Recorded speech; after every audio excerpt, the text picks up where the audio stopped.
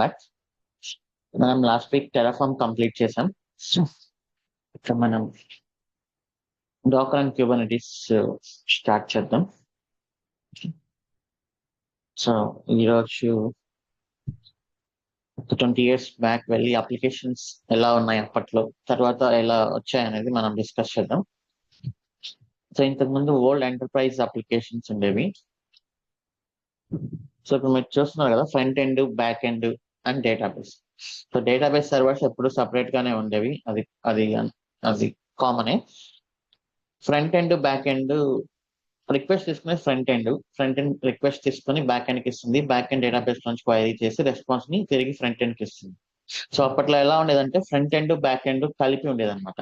So like HTML, CSS, Java script plus JSP, Java server pages అని ఉండేది, ఇంకా servlets అని ఇలా.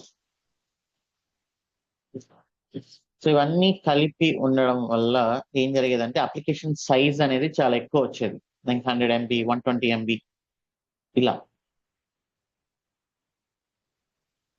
అప్లికేషన్ సైజ్ ఎక్కువ, బట్ ఫ్రంట్ ఎండ్ లో చేంజ్ చేసినా, బ్యాక్ ఎండ్ లో చేంజ్ చేసినా, ఎక్కడ చేంజ్ చేసినా కూడా మొత్తం మళ్ళీ అప్లికేషన్ ని రీబిల్డ్ చేసి రీడిప్లాయ్ చేయాల్సి వచ్చేది. Small change in any front end or back end should be redeployed.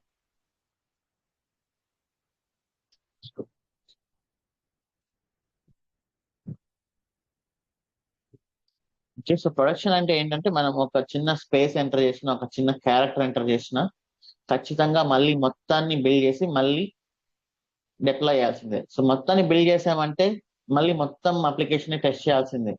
So మనకు తెలియదు ఒక చిన్న క్యారెక్టర్ వల్లనో, ఒక చిన్న చేంజ్ వల్లనో ఏమి డిజరప్షన్ జరుగుతుంది అనేది మనకు తెలియదు, కాబట్టి మళ్ళీ మొత్తాన్ని చేయాల్సిందే. సో దీనివల్ల ఏం జరిగేది, ఫ్రంట్ ఎండ్ టీమ్ సపరేట్ గా ఉండేవాళ్ళు, బ్యాక్ ఎండ్ టీమ్ సపరేట్ గా ఉండేవాళ్ళు.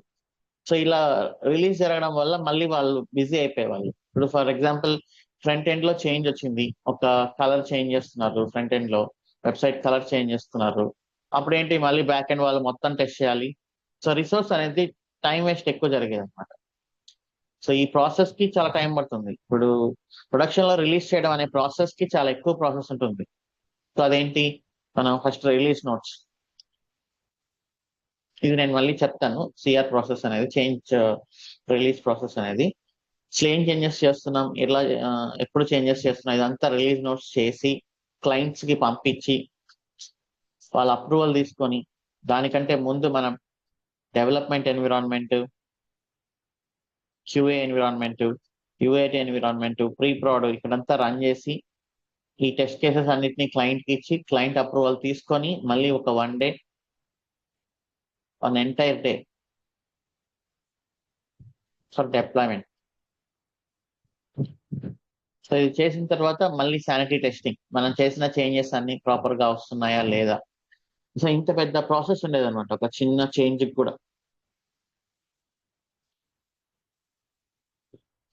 ఓకే, సో అప్పట్లో ఏం జరిగేది, మిడ్ నైట్ ఇంజనీర్స్ 10 o'clock, 9:30 అలా వచ్చి ఎర్లీ మార్నింగ్ 6 o'clock, 7 o'clock వరకు ఉండి డిప్లాయ్మెంట్ చేసి అప్పుడు వెళ్ళేవాళ్ళు. అంత ప్రాపర్ గా సక్సెస్ఫుల్ గా జరిగితే. ఒకవేళ ఏదైనా ఫెయిల్యూర్ అయితే 24 hours, 36 hours లో కూడా ఆఫీస్ లో స్పెండ్ చేసిన రోజులు ఉండేవి అప్పట్లో.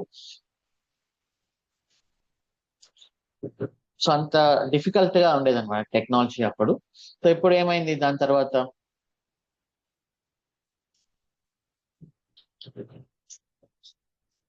Front end separate, back end separate అయింది. ఈ రెండింటిని ఎలా కనెక్ట్ చేసాం,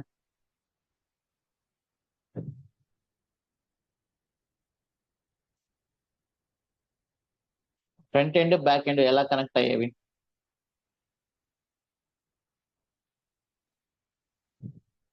API ద్వారా.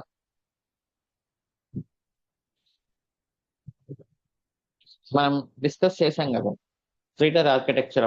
ఒక టేబుల్ దగ్గర వెయిటర్ ఆర్డర్ తీసుకెళ్లి చెఫ్ కి ఇస్తే చెఫ్ రెస్పాండ్ అయ్యి డిష్ చేసి ఇస్తే తను డెకరేట్ చేసి వెయిటర్ కొంచెం ఆనియన్, లెమన్ అలాంటివన్నీ వేసి డెకరేట్ చేసి తిరిగి కస్టమర్కి ఇచ్చేవాళ్ళు.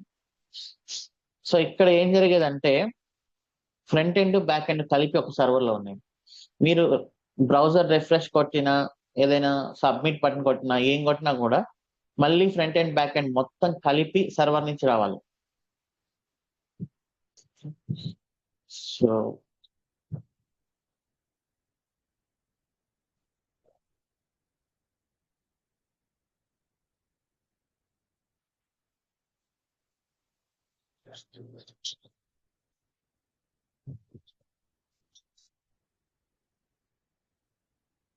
ఇది మన ల్యాప్టాప్ అనుకుంటే ఇక్కడ సర్వర్ లో ఫ్రంట్ ఎండ్ బ్యాక్ ఎండ్ కలిపి ఉంటుంది కదా.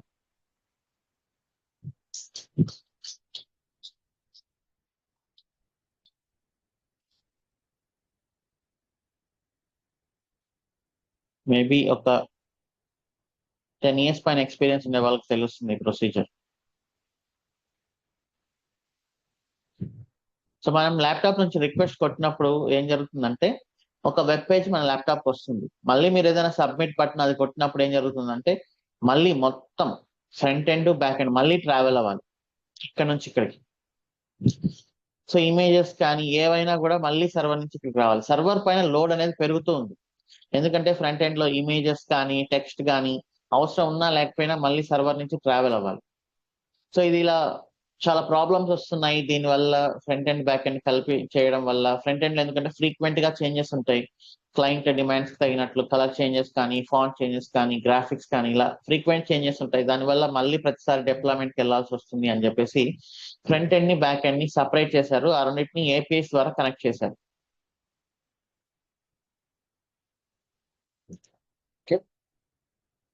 సో ఇప్పుడు ఏం జరుగుతుందంటే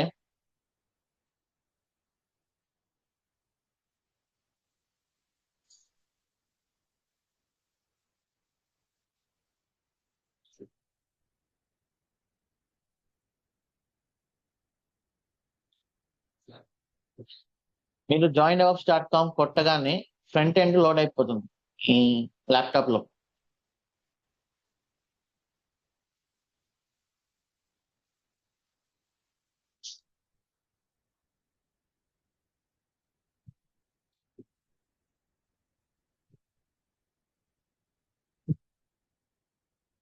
ఈ ఫ్రంట్ ఎండ్ ల్యాప్టాప్ లోకి వచ్చేస్తుంది.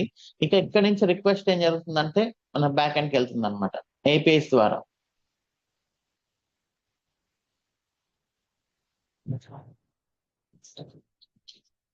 సో ఇక్కడ ఈ సిచ్యువేషన్ లో మనకు ఫ్రంట్ ఎండ్ అనేది మాటి మాటికి లోడ్ అవ్వడం జరగదు. ఒకసారి వచ్చేస్తుంది వెబ్ పేజ్ ల్యాప్టాప్ లో ఉంటుంది. మీరు సబ్మిట్ బటన్ కొట్టినప్పుడు ఏంటంటే ఏపీఐ కాల్స్ వెళ్తాయి. ఓకే, సో దానివల్ల కొంచెం స్పీడ్ అనేది పెరుగుతుంది, సర్వర్ పైన లోడ్ అనేది తగ్గుతుంది. సో ఇంకా ఇక్కడ అడ్వాంటేజెస్ ఏంటి, ఎవరి పని వాళ్ళు చేసుకోవచ్చు. ఫ్రంట్ ఎండ్ వాళ్ళు ఫ్రంట్ ఎండ్ పని చేసుకోవచ్చు, బ్యాక్ ఎండ్ వాళ్ళు బ్యాక్ ఎండ్ పని చేసుకోవచ్చు. బ్యాక్ ఎండ్ చేసేటప్పుడు ఫ్రంట్ ఎండ్ వాళ్ళు డిస్టర్బ్ అవ్వరు, ఫ్రంట్ ఎండ్ రిలీజ్ చేసేటప్పుడు బ్యాక్ ఎండ్ వాళ్ళు డిస్టర్బ్ అవ్వరు. Okay, so no dependency. Load on servers are decreased. Okay, ఇది ఫస్ట్ పాపులర్ అయింది జనరల్ గా యాంగులర్ జేఎస్. సో 2014-15 వరకు ఇలానే ఉండేది అనమాట యాక్చువల్లీ, అట్లీస్ట్ నేను వర్క్ చేసిన ప్రాజెక్ట్స్ లో. ఓకే, సో ఎప్పుడైతే యాంగులర్ జేఎస్ బాగా పాపులర్ అయిందో అప్పుడు ఇక ఏపీఐస్ అనేది బాగా పాపులర్ అయిపోయాయి, రెస్ట్ఫుల్ సర్వీసెస్. సో దీన్ని మనం ఏంటంటే మోనోలిథిక్ అన్నాం యాక్చువల్లీ. ఇప్పుడు monolithic RESTful services, RESTful API or services. RESTful అంటే ఏం లేదు, ఏపీఐ కాల్స్ అని మనం డిస్కస్ చేసాం కదా, HTTP methods and responses. So ఇక్కడ ఏం జరుగుతుంది, ఫ్రంట్ ఎండ్ డేటాని రీడ్ చేయాలనుకున్నప్పుడు, ట్రాన్సాక్షన్స్ ని డిస్ప్లే చేయాలనుకున్నప్పుడు HTTP గెట్ మెథడ్ హిట్ చేస్తుంది. డేటాని పోస్ట్ చేయాలి, ట్రాన్సాక్షన్ క్రియేట్ చేయాలి అనుకున్నప్పుడు ఫ్రంట్ ఎండ్ ఏం చేస్తుంది, HTTP పోస్ట్ మెథడ్ ని పోస్ట్ చేస్తుంది అనమాట. సో వీటిని మనం రెస్ట్ఫుల్ సర్వీసెస్ అంటాం. సో ఇప్పుడు front end back end separate. ఇప్పుడు బ్యాక్ ఎండ్ విషయానికి వస్తే మళ్ళీ బ్యాక్ ఎండ్ లో చాలా కాంపోనెంట్స్ ఉన్నాయి మనకు. ఒక ఈ కామర్స్ కానీ మీరు ఏదైనా తీసుకుంటే user component, cart component, order management, shipping, payment, delivery, cart catalogue, reviews. Okay. So ఇలా చాలా అంటే చాలా కాంపోనెంట్స్ ఉన్నాయి, రికమెండేషన్స్. సో వీటన్నిటిని ఒకే ఒక టీం పని చేయగలుగుతుందా, లేకపోతే డిఫరెంట్ టీమ్స్ పనిచేయాలా?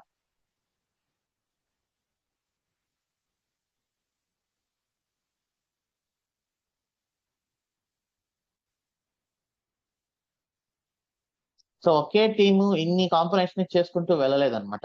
సో కొంతమంది యూజర్ కాంపోనెంట్ పైన పనిచేస్తారు, కొంతమంది కార్ట్ కాంపోనెంట్ పైన పనిచేస్తారు, కొంతమంది ఆర్డర్, కొంతమంది షిప్పింగ్, వీటిపైన పనిచేస్తారు. సో ఇవన్నీ ఒకే కాంపోనెంట్ లాగా ఉంటే can I use different programming languages or not?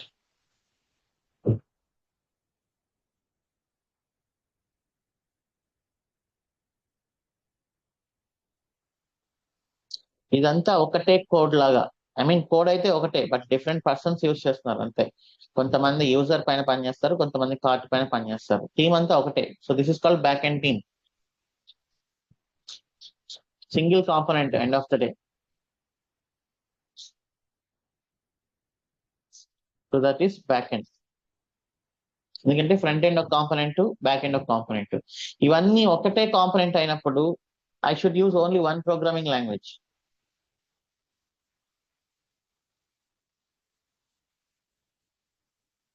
So మీరు ఒక డెసిషన్ తీసుకోవాలి, అది జావానా, నోట్ జేఎస్, పైథానా, డాట్ నెట్, ఇలా ఒక డెసిషన్ తీసుకోవాలన్నమాట. ఎందుకంటే ఇవన్నీ కలిపి బ్యాక్ ఎండ్ అలాగా పిలుస్తున్నాం మనం. ఇంత సింగిల్ కోడ్ ఇది.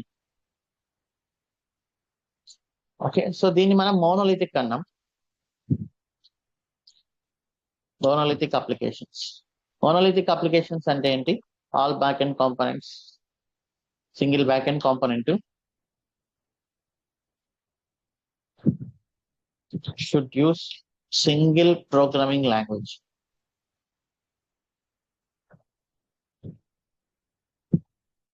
ఓకే. మళ్ళీ ఇక్కడ same disadvantage.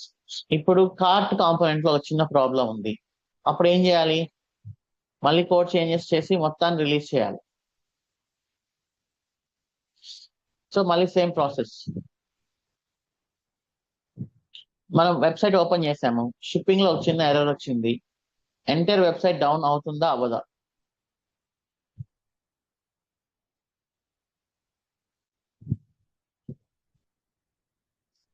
So single component లాగా ఉన్నప్పుడు, ఓకే, ఎక్కడ ప్రాబ్లం వచ్చినా, యూజర్ ఫంక్షనాలిటీలో ప్రాబ్లం వచ్చినా, కార్ట్ ఫంక్షనాలిటీలో ప్రాబ్లం వచ్చినా, ఎక్కడ ప్రాబ్లం వచ్చినా మొత్తం అప్లికేషన్ అంతా డౌన్ అవుతుంది.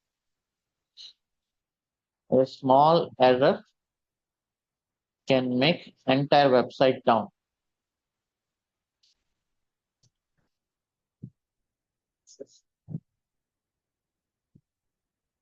సో ఇవి దీంట్లోని డిసడ్వాంటేజెస్. సో దీనివల్ల తర్వాత ఏమైంది? సో ఇలా ఎక్కువ డిసడ్వాంటేజెస్ ఉన్నాయని చెప్పేసి మళ్ళీ వీటిని ఏం చేశారు? Can you guess?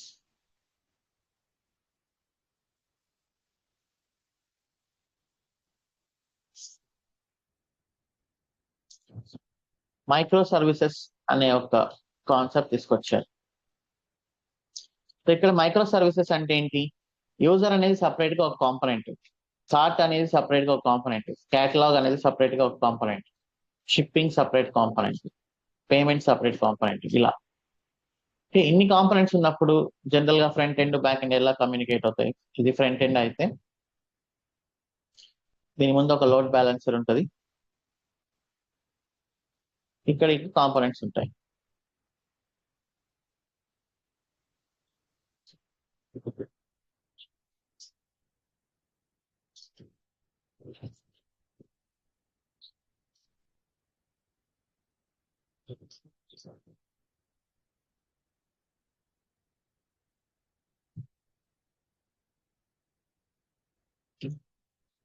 User cart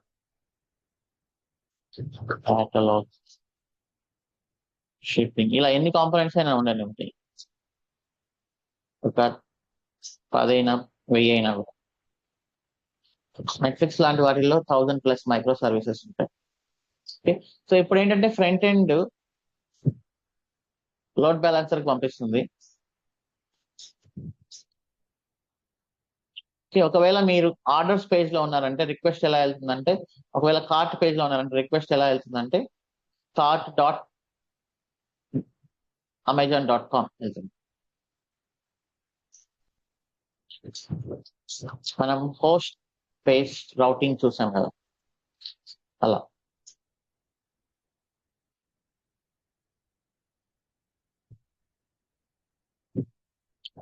ఒకవేళ పేమెంట్ పేజ్ లో ఉంటే payment.amazon.com వెళ్తుంది. సో ఇక్కడ నుంచి వెళ్ళి రెస్పాన్స్ తీసుకొస్తున్నాను.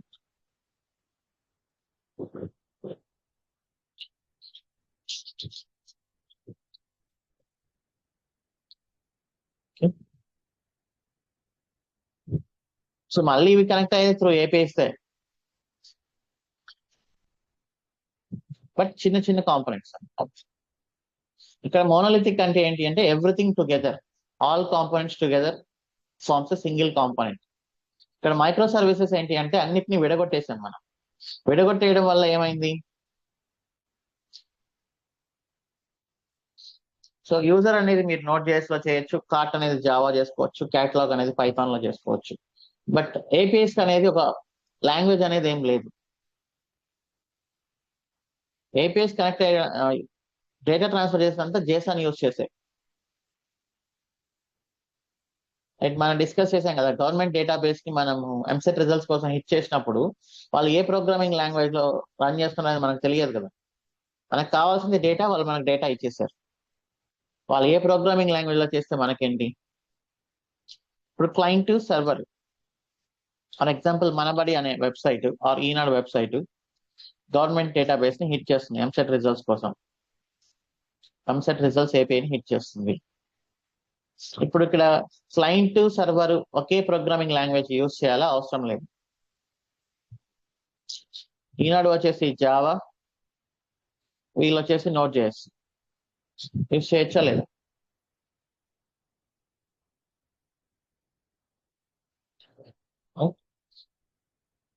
So client and server can use any programming language.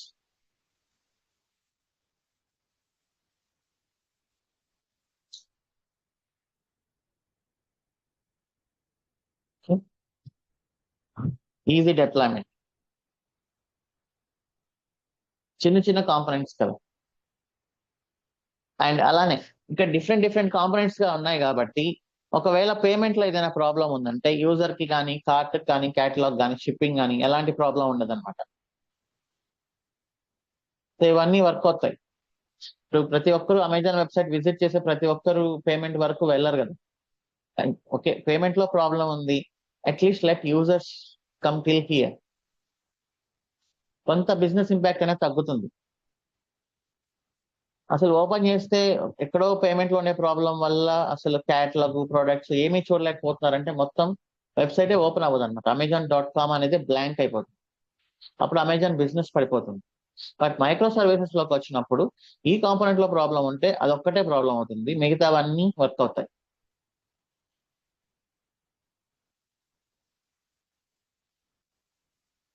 Okay, website works, any component goes down. So micro services వల్ల ఇది అడ్వాంటేజెస్ మనకు. Different components use different languages. అప్పుడు మనకు రిసోర్సెస్ అనేది ఈజీగా దొరుకుతారు. ఇప్పుడు ఇంతమందికి కావాల్సిన ఒక 100 మంది 200 మంది డెవలపర్స్ ఒకే లాంగ్వేజ్ లో పట్టుకోవడం అనేది చాలా కష్టం. బట్ ఇక్కడ డిఫరెంట్ డిఫరెంట్ కాంపోనెంట్స్ రావడం వల్ల కొంతమంది Node.js, కొంతమంది పైథాన్, కొంతమంది జావా, కొంతమంది .NET, సో ఇలా మనకు రిసోర్సెస్ దొరకడం అనేది కూడా చాలా ఈజీ అయిపోతుంది.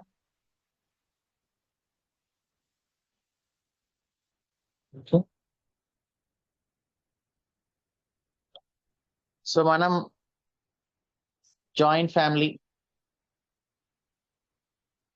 Versus small family versus individual.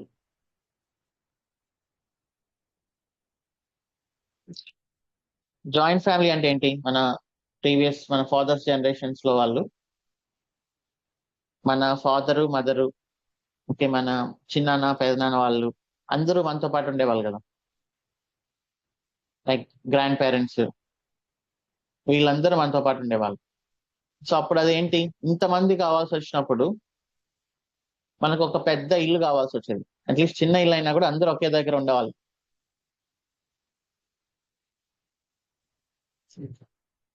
Right? So independent house కావాలి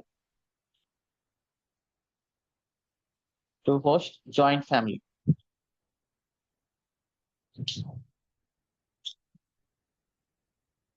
because application size is big.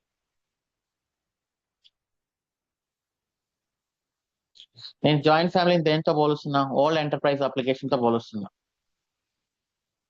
అంటే ఫ్రంట్ ఎండ్ బ్యాక్ ఎండ్ అన్ని కలిపి ఒకే దగ్గర ఉన్నాయి. ఇంతమంది కలిపి ఒకే దగ్గర ఉన్నప్పుడు సైజ్ పెరుగుతుంది. జాయింట్ ఫ్యామిలీలో ఏ చిన్న ప్రాబ్లం వచ్చినా అది అందరికీ ప్రాబ్లం అయ్యేది కదా.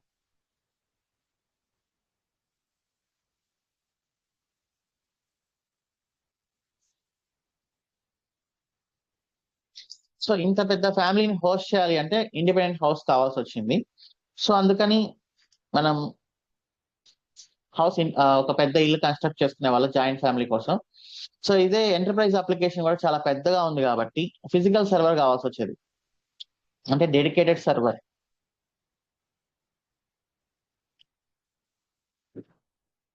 ఫిజికల్ సర్వర్ అంటే ఏంటి? మనమే ఒక సర్వర్ పర్చేస్ చేసి, ఓకే, సర్వర్ ని పర్చేస్ చేసి మనమే దాంట్లో ఓఎస్ ని ఇన్స్టాల్ చేసుకొని అదంతా ఎవ్రీథింగ్ మనమే చేసుకోవాల్సి వచ్చేది.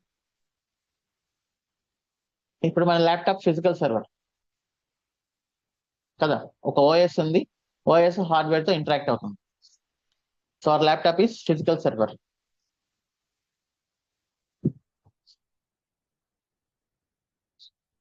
ఓకే, సో తర్వాత ఏమైంది? జాయింట్ ఫ్యామిలీస్ అన్ని విడిపోయాయి, ఎవరి ఫ్యామిలీ వాళ్ళది అయిపోయింది. స్మాల్ ఫ్యామిలీ, ఒక ఫాదర్ ఒక మదరు ఇద్దరు చిల్డ్రన్, ఇది స్మాల్ ఫ్యామిలీ. ఈ స్మాల్ ఫ్యామిలీస్ ఏం చేశాయి మళ్ళీ? ఈ స్మాల్ ఫ్యామిలీస్ కోసం ఇండిపెండెంట్ హౌసెస్ కావాలా అవసరం లేదా?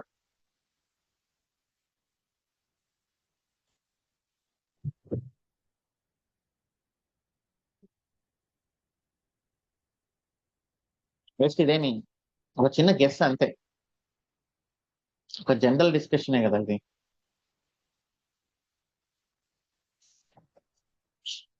ఇప్పుడు లైక్ మన ఫాదర్స్ జనరేషన్ వాళ్ళు ఇంకెవరైనా, అంటే ఇంకా ఊర్లో పల్లెల్లో ఉంటే పిల్లలు చదువు బాగలేదు అది లేదని చెప్పేసి అందరూ సిటీస్ కి వెళ్ళడం మొదలు పెట్టారు, అట్లీస్ట్ డిస్ట్రిక్ట్ హెడ్ క్వార్టర్స్ కప్పుడు. సో అక్కడ ఏం జరిగింది? అందరికీ కావాల్సిన ఇండిపెండెంట్ హౌసెస్ ని సిటీ ఇవ్వలేదు కదా. అప్పుడు ఫ్లాట్స్ సరిపోతాయి కదా, 4 మెంబర్స్ కో 5 మెంబర్స్ కో అట్లీస్ట్. అంటే ఇప్పుడు ఎప్పుడైతే అపార్ట్మెంట్స్ అన్నట్టు,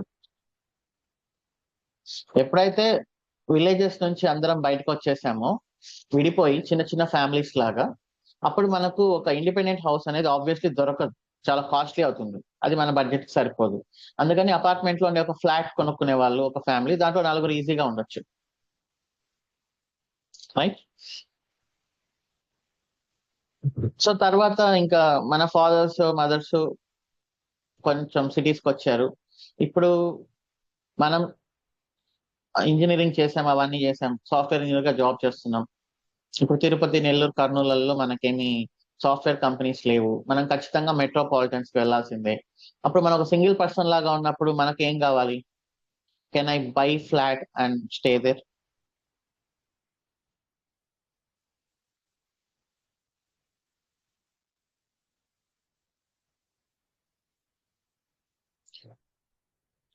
సో అప్పుడు ఏంటి, సింగిల్ పర్సన్ గా ఉన్నప్పుడు ఇండివిజువల్ గా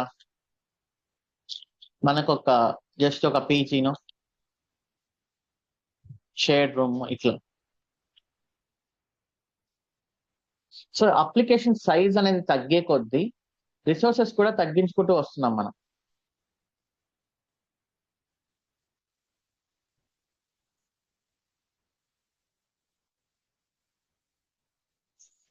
సో ఇక్కడ అప్లికేషన్ చాలా పెద్దది, ఎందుకంటే ఎవ్రీథింగ్ టుగెదర్ ఉంది కాబట్టి.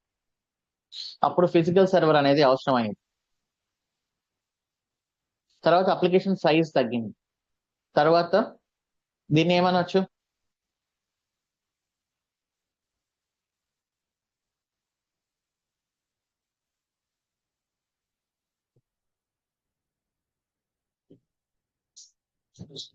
ఇది హార్డ్వేర్.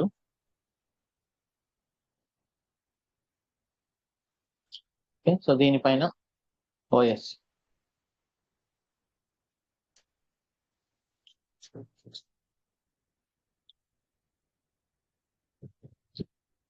ఓకే, సో ఇది ఫిజికల్ సర్వర్.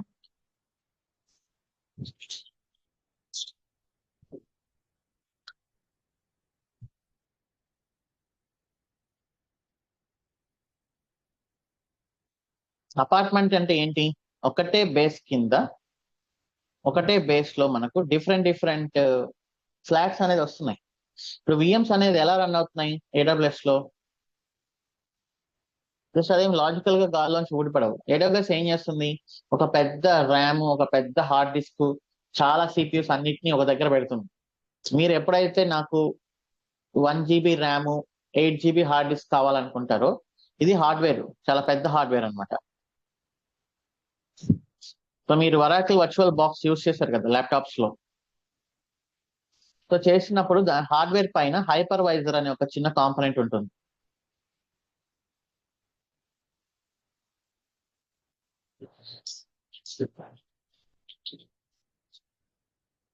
ఓకే, సో ఈ హైపర్వైజర్ పైన,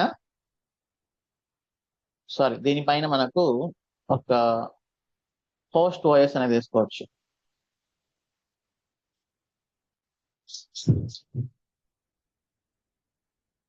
అంటే ఇప్పుడు మన ల్యాప్టాప్ లో కానీ తీసుకుంటే, మన ల్యాప్టాప్ మీరు కొన్నప్పుడు ఒక విండోస్ ఆపరేటింగ్ సిస్టమ్ వేస్తున్నాం మనం. ఓకే, విండోస్ ఆపరేటింగ్ సిస్టమ్ వేసిన తర్వాత దానిపైన మనం వరాకిల్ వర్చువల్ బాక్స్ అనేది ఒకటి ఇన్స్టాల్ చేస్తున్నాం. So that is called hypervisor. ఇప్పుడు ఏం చేయొచ్చు అంటే మళ్ళీ దీనిపైన ఒక guest voice, this is called guest voice.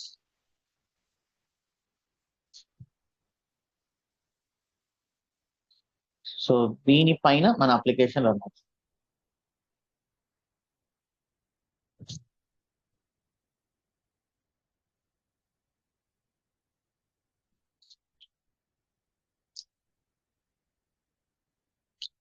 So is it not looking like apartment?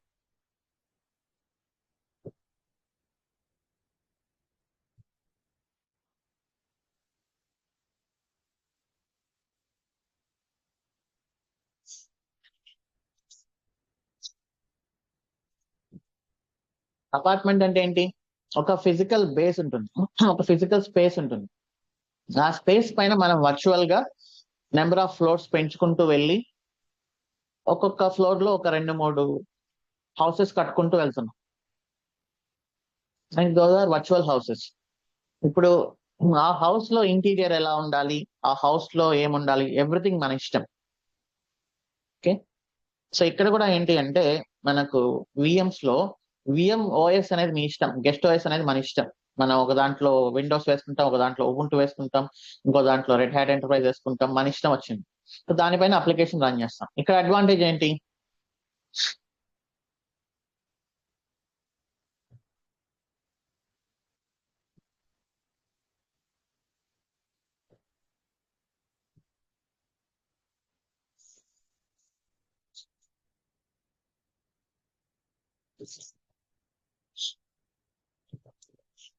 So so first అయితే మనం ఇండిపెండెంట్ హౌస్ గురించి వచ్చినప్పుడు, ఫిజికల్ సర్వర్ అనేది వచ్చినప్పుడు, ఫిజికల్ సర్వర్ యొక్క డిసడ్వాంటేజ్ ఏంటి,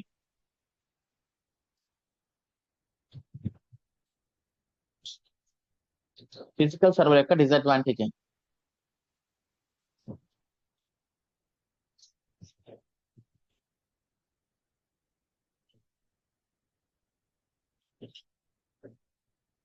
సో ఇది కాస్ట్లీ కదా.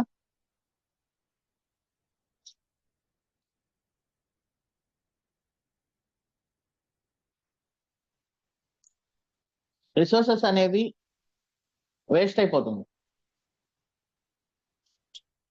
సో మీరు ఏదో తీసుకుంటారు లైక్ ఒక 32 GB ర్యామ్, ఓకే, ఒక 10 TB హార్డ్ డిస్క్ ఇలా తీసుకున్నప్పుడు, మనం 5 TB హార్డ్ డిస్క్ ఇలా తీసుకున్నప్పుడు, సో మనకు 32 GB ర్యామ్ యూస్ చేయకుండా మనం 10 GB ర్యామ్ యూస్ చేసామంటే మనకు వేస్ట్ అయిపోతుంది.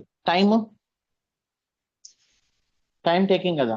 మనం సర్వర్ కొనాలి, ఆపరేటింగ్ సిస్టమ్ ఇన్స్టాల్ చేయాలి, నెట్వర్కింగ్ సెట్ చేయాలి, అదంతా. Just like independent house. ఒక ఇండిపెండెంట్ హౌస్ ని మీరు కట్టాలి అంటే మనం స్పేస్ రెడీ చేసుకోవాలి, మొత్తం అంతా మనం రెడీ చేసుకోవాలి. ఫైనల్ గా మనకు వచ్చేది ఒకే ఒక్క హౌస్, రైట్.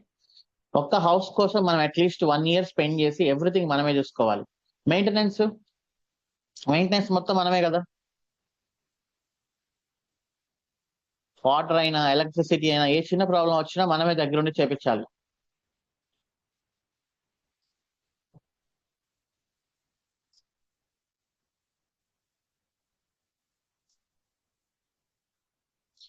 ఓకే. సో ఇక్కడ కాస్ట్ ఎక్కువ, రిసోర్సెస్ వేస్ట్ అనేది జరుగుతుంది, టైం ఎక్కువ, ఓకే, మెయింటెనెన్స్ కూడా ఎక్కువ. అడ్వాంటేజ్ ఏంటి?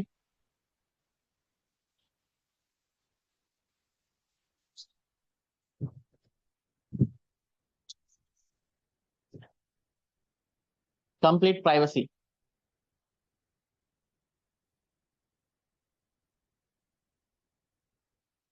ఓకే, మనకు ఫుల్ ప్రైవసీ ఉంటుంది. మన ఇంట్లో ఏ డిస్కషన్ జరిగినా అది బయట వాళ్ళకి తెలియదు. సో ఇలానే ఫిజికల్ సర్వర్ లో ఒకే ఒక అప్లికేషన్ రన్ అవుతుంది. సో ఒకే ఒక అప్లికేషన్ రన్ అవడం వల్ల పక్క అప్లికేషన్ వచ్చి మనల్ని హ్యాక్ చేయదు.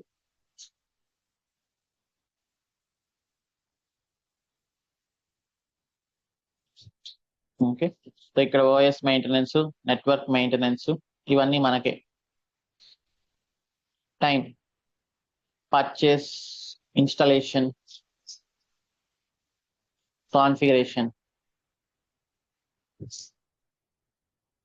may not use all RAM and hard disk. Okay. So ఇవి ఫిజికల్ సర్వర్ లో ఉండే అడ్వాంటేజెస్, డిసడ్వాంటేజెస్. అదే మనం విఎం తీసుకున్నాం అనుకోండి, విఎం లో ఉండే అడ్వాంటేజెస్ ఏంటి? ఇక్కడ ఒక ఇంటి కోసం 1 year టైం తీసుకోవచ్చు మనం. బట్ విఎం లో ఒక ఇంటికి, ఒక ఎంటైర్ అపార్ట్మెంట్ మీకు 2-3 years పట్టొచ్చు. బట్ ఎన్ని ఇల్లులు వస్తాయి? ఒక 30-40 వస్తాయి మినిమం, రైట్. అప్పుడు మీకు పర్ హౌస్ టైం అనేది తగ్గిపోయినట్లే కదా.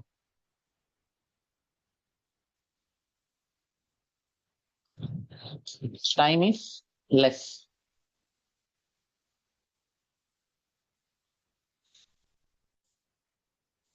ఓకే. సో ఇప్పుడు ఏంటి, జనరల్ గా మనం ఏం చేస్తాం, ఒక పెద్ద సర్వర్ ఆర్డర్ చేసుకుంటాం. ఇప్పుడు అమెజాన్ ఏం చేస్తుంది, అమెజాన్ దగ్గర చాలా సిపియు, హార్డ్వేర్, ర్యామ్ ఇదంతా ఉంది, హార్డ్ డిస్క్, ర్యామ్. మీరు ఎప్పుడైతే నాకు T3.micro 2 CPU 8 GB కావాలి అని చెప్పినప్పుడు అమెజాన్ దాంట్లోంచి ఇమీడియట్ గా మీకు మీరు అడిగిన ఓఎస్ RHEL9 వేసేసి దానిపైన మీరు అడిగిన రిసోర్సెస్ తో మీకు ఆపరేటింగ్ సిస్టమ్ వెంటనే రెడీ చేసి ఇచ్చేస్తుంది. ఇది అమెజాన్ లో బ్యాక్గ్రౌండ్ లో రన్ అయ్యే వర్చువలైజేషన్. కంప్లీట్లీ క్లౌడ్ అంతా వర్చువలైజేషన్ పైనే రన్ అవుతుంది.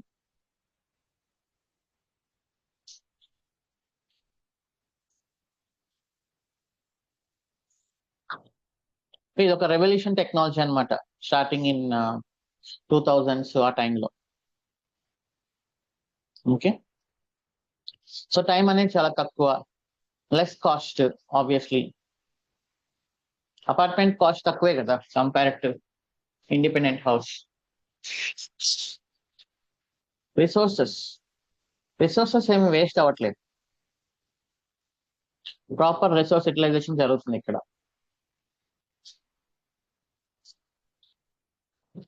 మెయింటెనెన్స్, అపార్ట్మెంట్ లో మనం ఏం చూసుకోం కదా, మెయింటెనెన్స్ మనం మనీ పే చేస్తాం. సో దానికి కొంతమంది ఎంప్లాయీస్ ఉంటారు.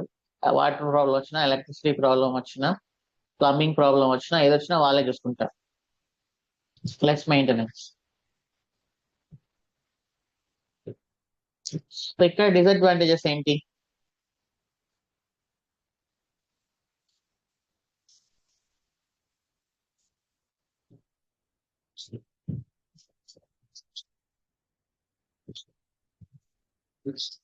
Less privacy.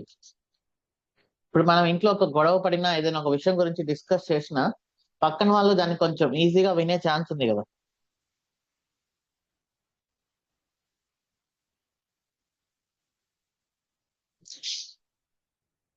రైట్. సో ఇప్పుడు మీరు అల్టిమేట్ గా ఒక హార్డ్వేర్ పైన రన్ అవుతుంది అప్లికేషన్.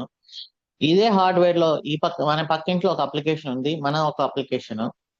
ఓకే, బై మిస్టేక్ ఈ ఏదైనా ఉండే సెక్యూరిటీ డిఫెక్ట్ వల్ల ఈ అప్లికేషన్ కి మన అప్లికేషన్ యాక్సెస్ వచ్చింది అనుకోండి, ప్రాబ్లం కదా.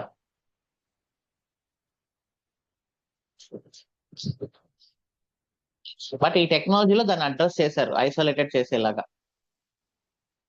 ఓకే, సో స్టార్టింగ్ లో అలాంటి ప్రాబ్లమ్స్ ఉండేవి, అది మనమే టేక్ కేర్ చేసుకోవాల్సి వచ్చి రాను రాను ఏంటంటే ఆ ఐసోలేషన్ అనేది ఎలాగోలా అచీవ్ చేశారనమాట.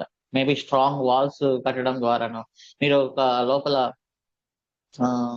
అకాస్టిక్స్ యూస్ చేస్తే లైక్ థర్మాకోల్ తో మీ వాల్స్ అన్నిటిని నీట్ గా ప్లాష్ చేస్తే ఆబ్వియస్లీ సౌండ్ అనేది బయటకు వెళ్తుంది, సౌండ్ ప్రూఫ్ లాగా. సో ఇక్కడ వేస్ ఉన్నాయి. సో థియరిటికల్ గా less secure, but there are ways to improve security.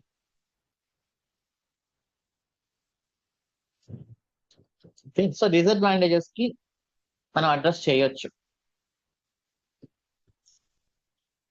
So తర్వాత shade room.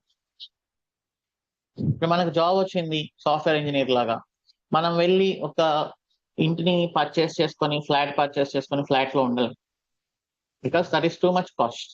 Shade room cost అనేది తక్కువ కాదా ఫర్ సింగిల్ పర్సన్ ఆబ్వియస్లీ.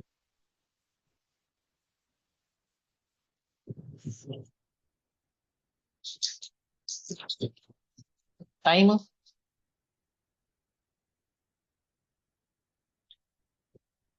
మీరు ఒక పీజీ వెతుక్కొని జాయిన్ అవ్వడం ఎంత టైం? Maximum 1 day.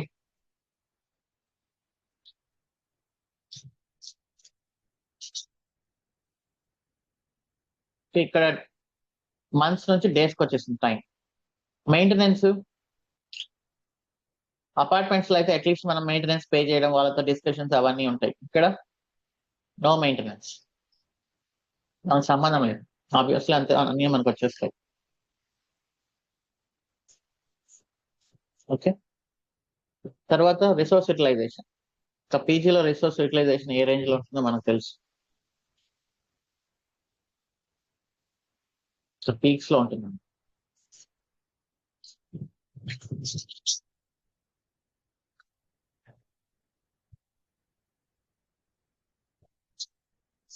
నేను ఫస్ట్ టైం బెంగళూరుకి వెళ్ళినప్పుడు నాకు ఒక చిన్న కాటు, ఒక చిన్న గూడు ఇచ్చారు. సో నేను ఆఫీస్కి వెళ్ళేప్పుడు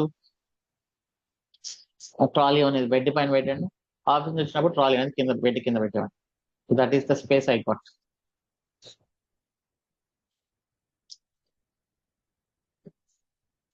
ఇంకా ఆ గూట్లో ఏంటంటే ల్యాప్టాప్ అవి సరిపోయేవి. ఇక్కడ డిసడ్వాంటేజెస్,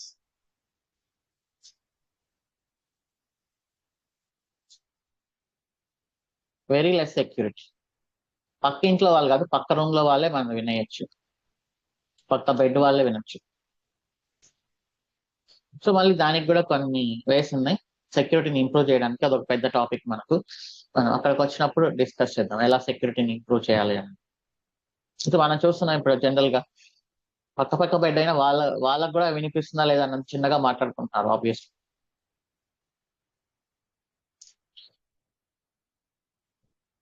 సో దానికి వేస్ ఉన్నాయి, వీ కెన్ అడ్రస్ దెమ్. ఇది ఒక పెద్ద టాపిక్, మనం how to improve security in containers అనేది. అది వచ్చినప్పుడు మనం డిస్కస్ చేద్దాం, కంప్లీట్ సెక్యూర్ లాగా పెడదాం మన containers. Okay, so application size అనేది తగ్గిపోయింది, మైక్రో సర్వీసెస్ సైజ్ అనేది చాలా తక్కువ ఉంటుంది. సో ఇప్పుడు ఇక్కడ ఒక 200 MB ఉంటే మనకు బ్యాక్ ఎండ్ 100 MBకి వస్తుంది మోనోలిథిక్ అయితే. అదే మైక్రో సర్వీస్ అనుకోండి, ఒక 10 MB 20 MB అలా వచ్చేస్తుంది. సైజ్ తగ్గుతున్నప్పుడు మనకు ఆబ్వియస్లీ ఒక విఎం అవసరం లేదు. ఒక విఎం లో మీరు తీసుకున్నారంటే ఏంటి మీనింగ్? మొత్తం బ్లాక్ అయినట్టే కదా.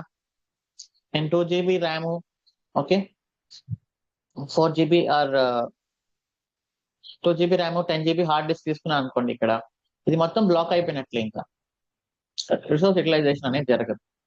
బట్ కంటైనర్స్ ఏంటి అంటే ఎఫెక్టివ్ గా యూస్ చేసుకుంటాయి, అవసరమైనంత తీసుకుంటాయి, అవసరం లేనప్పుడు యూస్ చేసుకోవాలి. So that is containers. So container కూడా అగైన్ మీరు ఎయిదర్ ఫిజికల్ మిషన్ లో అయినా డైరెక్ట్ గా కంటైనర్స్ ని ఇన్స్టాల్ చేయొచ్చు, ఆర్ విఎంస్ లో అయినా ఇన్స్టాల్ చేయొచ్చు. సో ఇక్కడ ఏంటి అంటే మనకు అగైన్ హోస్ట్ ఓఎస్ ఉంటుంది, ఈ హైపర్వైజర్ అనే కాంపోనెంట్ ఉండదు అనమాట. సో డైరెక్ట్ గా మనకు కంటైనర్స్ అనేది హోస్ట్ ఓఎస్ యొక్క రిసోర్సెస్ ని డైరెక్ట్ గా యూస్ చేసుకుంటాయి కంటైనర్స్. ఓకే, సో ఇక్కడ గెస్ట్ ఓఎస్, ఇక్కడ అప్లికేషన్. అంటే ఇప్పుడు ఎవరు ఫిజికల్ సర్వర్స్ అనేది ఎవరు యూజ్ చేయట్లేదు. ఇప్పుడు అమెజాన్ లో మనం యూజ్ చేసేటివన్నీ విఎంసే.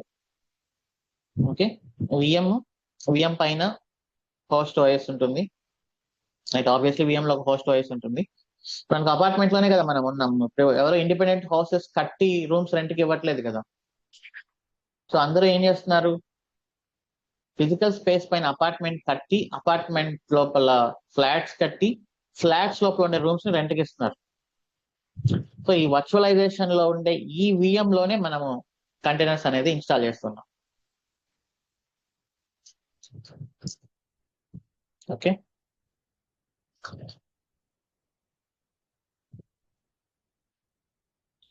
సో ఇక్కడ మనకు హైపర్వైజర్ అనేది అవసరం లేదు, ఇది ఒక ఎక్స్ట్రా కాంపోనెంట్, ఇది అవసరం లేదు మనకు జనరల్ గా. ఓకే, విఎం లోపల మనం డైరెక్ట్ గా మన కంటైనర్స్ ఏంటంటే హోస్ట్ ఓఎస్ ని యూస్ చేసుకుంటాయి, హోస్ట్ ఓఎస్ రిసోర్సెస్ ని యూస్ చేసుకుంటాయి. ఇప్పుడు మనకు ఒక ఫ్లాట్ లో ఒక్కొక్క రూమ్ లో ఒక్కొక్కరు ఉన్నప్పుడు కామన్ రిసోర్సెస్ ఉన్నాయి కదా మనకు, లివింగ్ రూమ్, హాల్ కానీ, కిచెన్ కానీ, బాల్కనీ కానీ, ఇవన్నీ common for every one. But ఎవరి రూమ్ వాళ్ళకు ఉంటుంది, ఎవరి వాష్రూమ్స్ వాళ్ళకు ఉంటాయి, ఎవరి కబోర్డ్స్ వాళ్ళకు ఉంటాయి. మీరు ఒక ఫ్లాట్ లో ఒక్కొక్క రూమ్ ఒక్కొక్క రెంట్ కి తీసుకున్నప్పుడు. సో అలానే కంటైనర్స్ కూడా, కంటైనర్స్ కి వాటి ఓన్ రిసోర్స్ కొన్ని ఉంటాయి, కొన్ని రిసోర్సెస్ ని హోస్ట్ ఓఎస్ నుంచి యూస్ చేసుకుంటూ ఉంటుంది అనమాట. కంటైనర్స్ కి ప్రైవేట్ స్పేస్ ఉంటుంది, అలానే షేర్డ్ స్పేస్ కూడా ఉంటుంది. సో ఇప్పుడు ఇంకా మైక్రో సర్వీసెస్ అనేది పాపులర్ అయిపోయింది. ఈ మైక్రో సర్వీసెస్ ని హోస్ట్ చేయడానికి మనకు కంటైనర్స్ అండ్ క్యూబర్నెటిస్ అనేది పాపులర్ అయిపోయింది.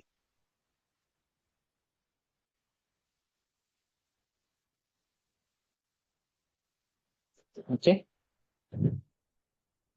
సో ఇప్పుడు విఎంస్ వర్సెస్ కంటైనర్స్, ఇది popular question.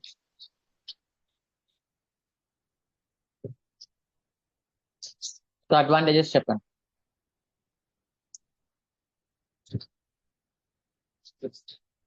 VM more cost, less cost. Okay, so general గా సర్వర్స్ ని మనం ఏమంటామంటే టైం అనేది బూట్ టైం అంటాం.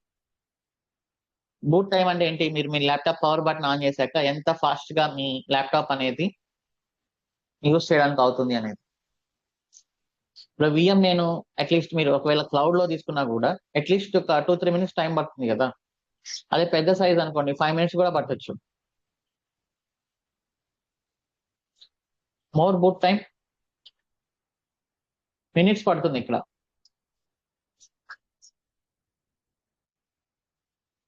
ఇక్కడ సెకండ్స్ పడుతుంది.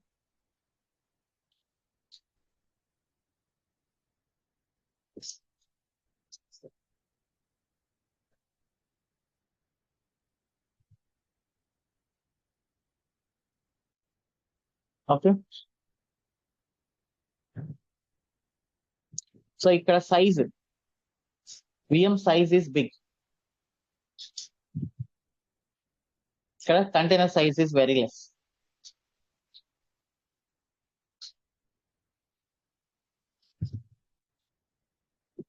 Black the resources,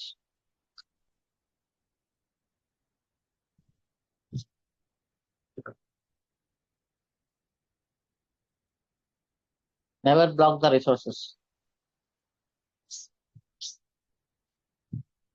use it dynamically.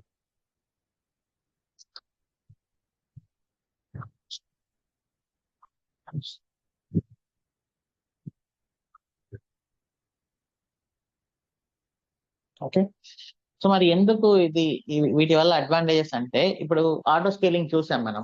VMs ని ఆటో స్కేల్ చేయడానికి చాలా టైం పడుతుంది. ఒక 5 to 10 minutes పట్టొచ్చు, కొన్నిసార్లు 15 minutes కూడా పట్టొచ్చు. బట్ ఇక్కడ వితిన్ సెకండ్స్ లో మనకు కొత్త కంటైనర్ వచ్చేస్తుంది. సో బూట్ టైం ఎంత తక్కువగా ఉంటే మన అప్లికేషన్ అంత స్పీడ్ గా రెస్పాండ్ అవుతుంది అనమాట ట్రాఫిక్ కి.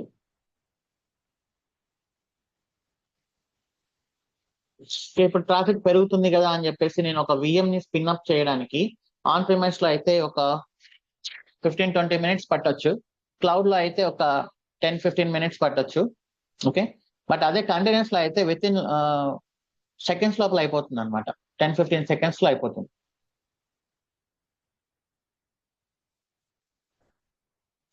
ఓకే. సో ఇది ఇక్కడ ఎక్స్ట్రా కాంపోనెంట్ మనకు కావాల్సి వచ్చింది, extra hypervisor. No need of extra components.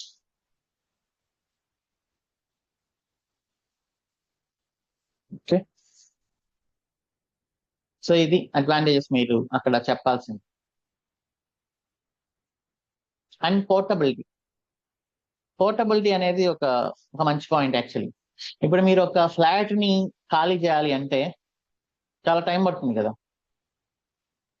So మీరు ఒక 1 month ముందు చెప్పాలి ఓనర్ కి, ఫ్లాట్ లో ఉండే ఐటమ్స్ అన్ని సర్దుకోవాలి. బట్ అదే ఒక పీజీ రూమ్ ఖాళీ చేయాలంటే మన వస్తువులన్నీ ఒక ట్రాలీ వేసుకొని జంప్ చేయొచ్చు ఒకేసారి. So this is less portable.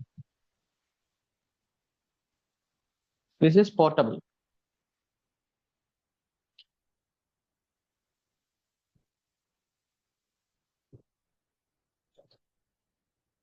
Okay.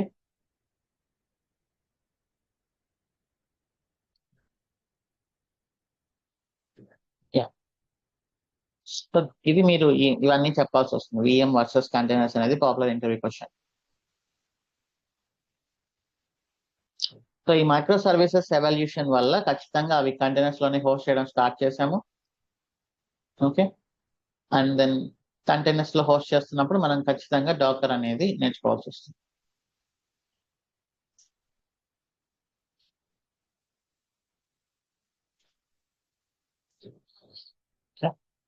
So ఇప్పుడు నేను ఒక విఎం క్రియేట్ చేసి అందులో డాకర్ ని ఇన్స్టాల్ చేస్తాను.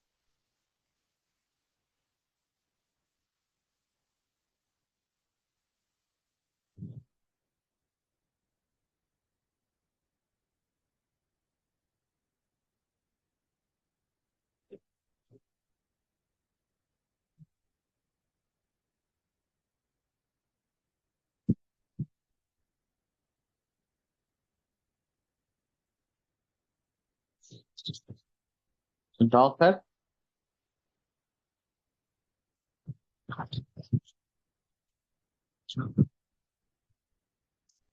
ఒక 5 minutes బ్రేక్ తీసుకుందాం.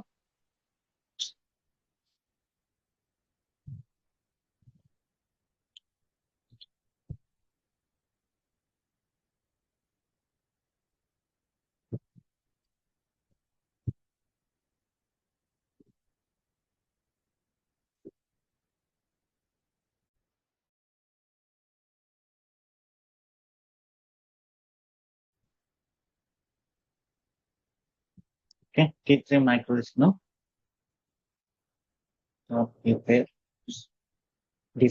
డిఫాల్ట్ విపిసి లో వేస్తున్నా present.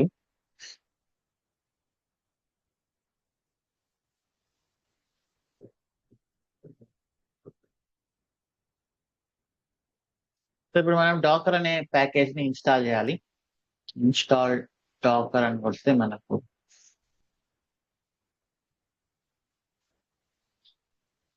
Red hat enterprise Linux.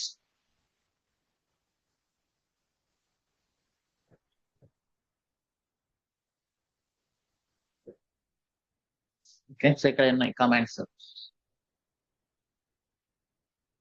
నేను .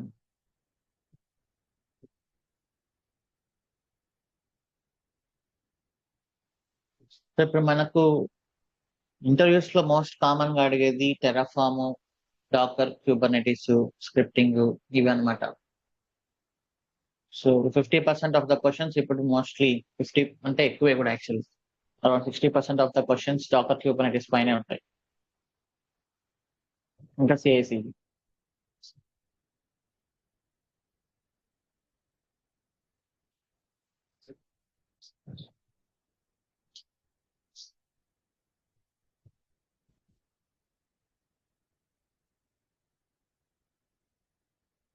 ఓకే, ఇప్పుడు నేను సూడో ఎస్యూ రూట్ యాక్సెస్ తీసుకుంటున్నా. ఇక్కడ కమాండ్స్ ఉన్నాయి.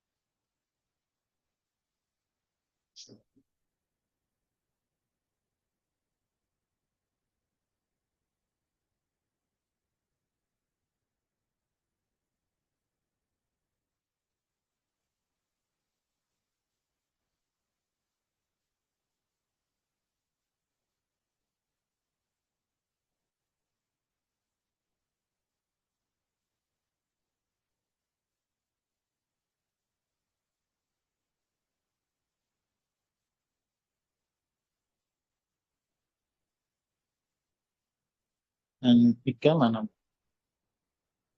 కమాండ్ ఇన్స్టాల్ చేస్తే మనకు వచ్చేస్తాం.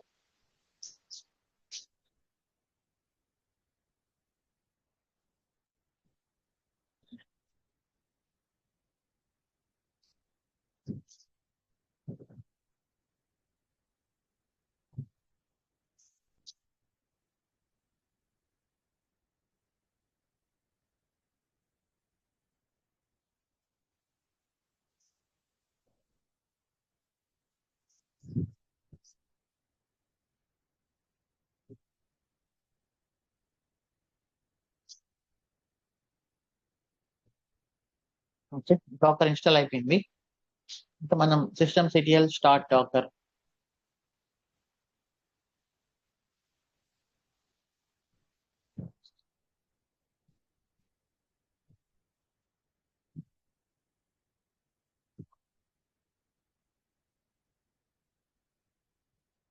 System CTL enable Dakar.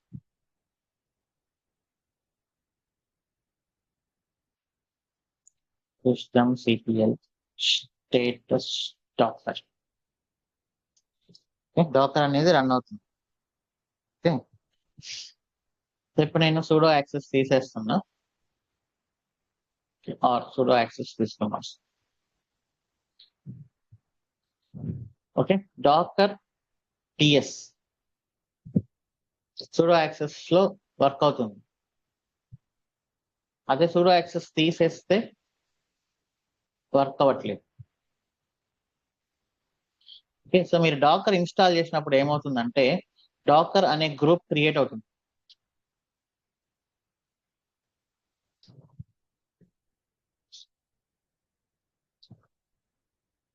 So ఈ గ్రూప్ కి ఎవరికైతే యాక్సెస్ ఉంటుందో వాళ్ళే డాకర్ కమాండ్స్ ని రన్ చేయగలరు. ఇప్పుడు మనం మన EC2 యూజర్ ని ఆ గ్రూప్ కి యాడ్ చేయాలంటే ఎలా?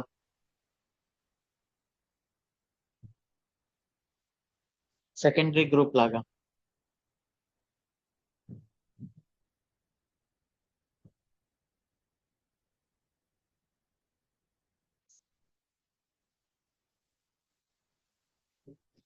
So user mod command, user mod -a capital G append capital G for secondary group, group name and user name.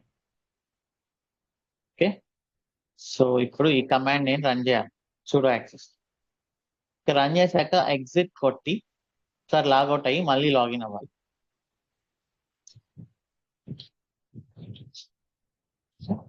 Logout and login.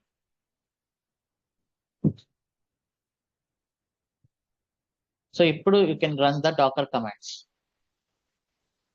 So okay,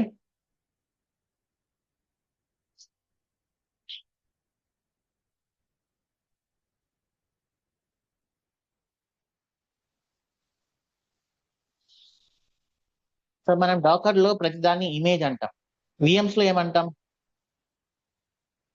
AMI అంటాం, డాకర్ లో image అంటాం. ఏఎంఐని run చేస్తే ఏమొస్తుంది, instance వస్తుంది. Image ని run చేస్తే container వస్తుంది.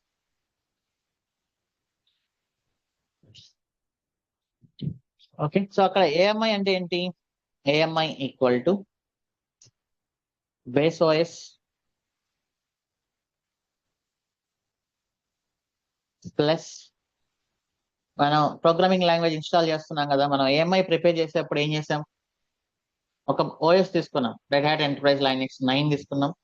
దానిపైన మనం ఏం చేసాం, నోట్ జేఎస్ ఇన్స్టాల్ చేసాం, అంటే దాన్ని అప్లికేషన్ రన్ టైం అంటారు.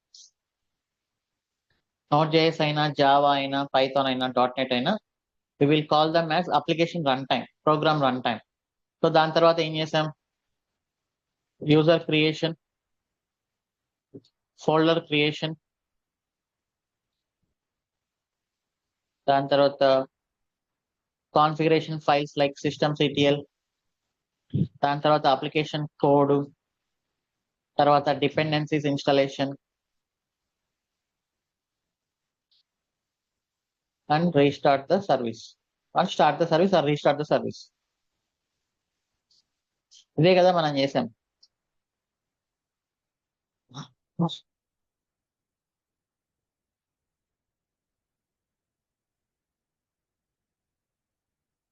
Yes or no?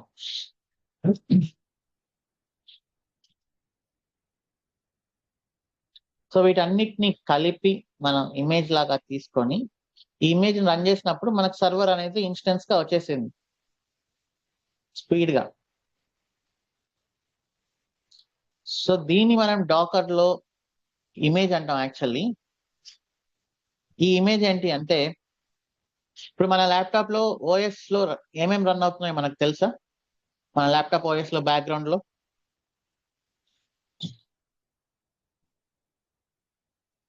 మీరు టాస్క్ మేనేజర్ లో చూస్తే బ్యాక్గ్రౌండ్ ప్రాసెస్లు అన్ని చాలా ఉన్నాయి.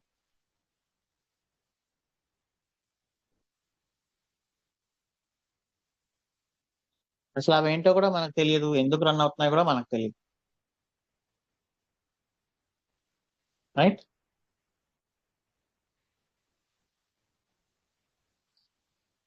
సో జనరల్ గా ఏంటంటే ఓఎస్ లో మనం యూస్ చేసినా యూస్ చేయకపోయినా చాలా ప్యాకేజెస్ అనేవి రన్ అవుతూ ఉంటాయి. అవి మెమరీని తీసుకుంటాయి. ఓకే, అవి సిపియూని కన్జ్యూమ్ చేస్తాయి, అవి హార్డ్ డిస్క్ ని కూడా కన్జ్యూమ్ చేస్తాయి. సో దానివల్ల అక్కడ ఓఎస్ కి ఎక్కువ సైజ్ పడుతుంది. మనం ఇమేజ్ లోకి వచ్చేసరికి ఏంటంటే ఇక్కడ బేర్ మినిమం ఓఎస్ అంటే, సారీ, అనవసరమైన ప్యాకేజెస్ అన్ని తీసేస్తాము, అనవసరమైనవన్నీ తీసేస్తాం అనమాట బేర్ మినిమం వాయిస్ లో నుంచి. మీకు జస్ట్ ఎంత కావాలో అంతే. లైక్ మనం ఫ్లాట్ లో ఉన్నప్పుడు ఒక రూమ్ రెంట్ కి తీసుకున్నప్పుడు మీకు ఆ రూమ్ లో ఏముంటుంది, జస్ట్ ఒక కబోర్డు, వాష్రూమ్, ఒక చిన్న స్పేస్ బెడ్ కోసం, ఇంకా అంతకు మించి వాళ్ళు ఏం ఎక్స్ట్రా ఇవ్వరు. సో ఇక్కడ కూడా ఇమేజ్ కి ఏంటంటే ఒక అప్లికేషన్ ఒక రన్ అవడానికి ఏం కావాలో అది మాత్రమే ఉంటుంది. దానివల్ల ఓఎస్ సైజ్ అనేది తగ్గిపోతుంది. యూజువల్లీ ఓఎస్ సైజ్ ఎంత ఉంటుంది మనకు, 2 GB 4 GB అట్లా ఉంటుంది, రైట్. మీరు విండోస్ ఓఎస్ సైజ్ తీసుకున్నా, ఉబుంటూ ఓఎస్ సైజ్ తీసుకున్నా 2 GB నుంచి 4 GB వరకు ఉంటుంది. బట్ ఇక్కడ ఎంత ఉంటుందంటే కొన్ని కేసెస్ లో 10 MB ఉంటుంది.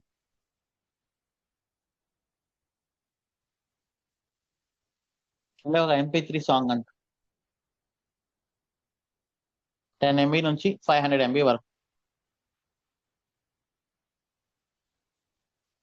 సో దానిపైన మనం అప్లికేషన్ రన్ టైం సేమ్ ఇవే మళ్ళీ.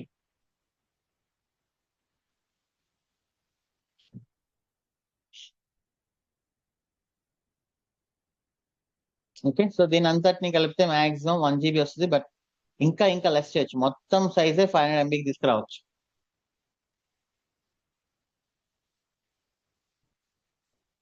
సో ఇప్పుడు ఇక్కడ మనకు మాక్సిమం లైక్ కొన్ని అయితే 150 నుంచి టోటల్ గా ఇమేజ్ సైజు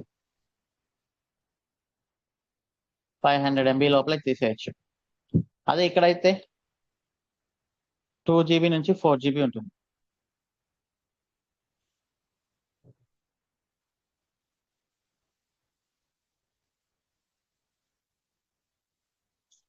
ఓకే, సో ఇది image.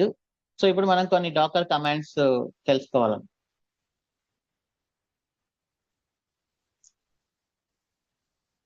Dakar ps running containers అన్నమాట. ప్రజెంట్ ఏం రన్ అవ్వట్లేదు, we will run. Docker ps అనే కమాండ్ యూస్ చేస్తే displays running containers. Running containers run చేయట్లేదు, బట్ చూద్దాం. డాకర్ ఇమేజెస్ అని రన్ చేస్తే displays the images available. Present ఏం ఇమేజెస్ లేవు.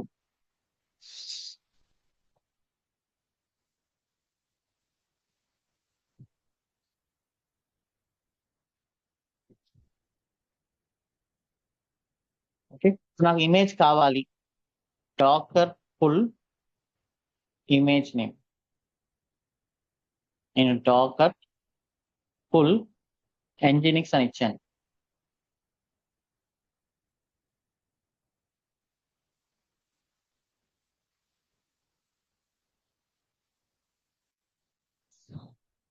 ఇప్పుడు మీరు డాకర్ ఇమేజెస్ చూస్తే మీకు ఎంజినిక్స్ మనం పుల్ చేసాం కాబట్టి మనకు కనిపిస్తుంది. ఎక్కడి నుంచి పుల్ చేస్తుంది ఇది?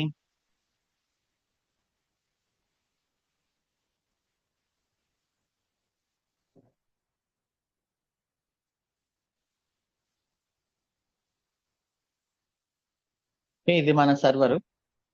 ఇది Docker engine running in our server.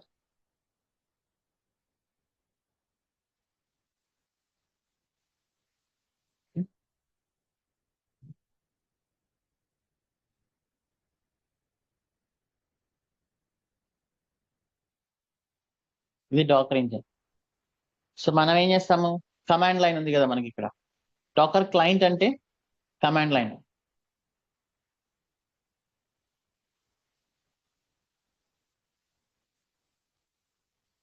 అంటే కమాండ్ లైన్, డాకర్ కమాండ్ అనేది క్లయింట్, డాకర్ ఇంజిన్ అనేది సర్వర్ లాగా అనమాట. Docker client it's nothing but Docker command.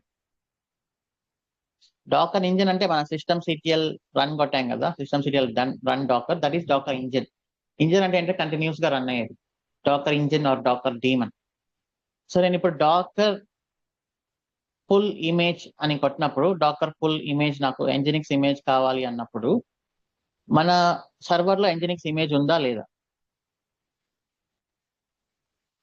First time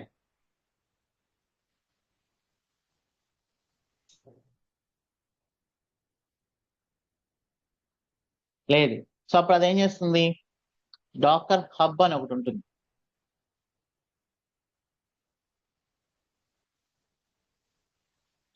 so Dakar hub, దీంట్లో మీరు జస్ట్ గిట్హబ్ లాగానే అకౌంట్ క్రియేట్ చేసుకోవాలి.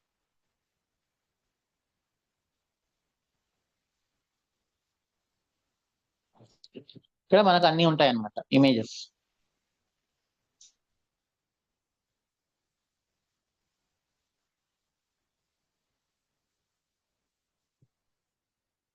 ఓకే, సో ఇక్కడ వెళ్ళి ఈ డాకర్ హబ్ ఇది పబ్లిక్ అన్నమాట వెబ్సైట్. ఇక్కడికి వెళ్ళి ఈ ఎంజినిక్స్ ఇమేజ్ ని తీసుకొస్తుంది. ఇది అఫీషియల్, అంటే ఎంజినిక్స్ కంపెనీ వాళ్ళు ఒక ఇమేజ్ ని క్రియేట్ చేసి ఇక్కడ పెట్టారు.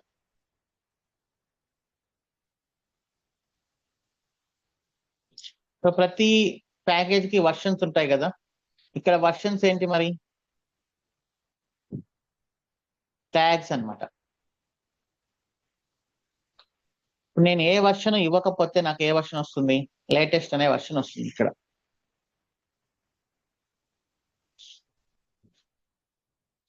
లేటెస్ట్.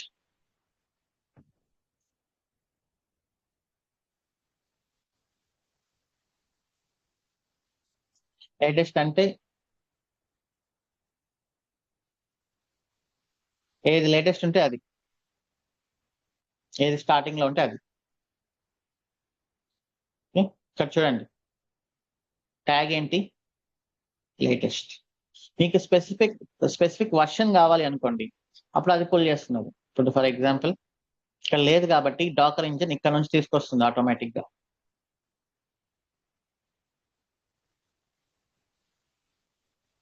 తీసుకొచ్చి ఇక్కడ లోకల్ రిజిస్ట్రీ అనేది ఒకటి ఉంటుంది అనమాట.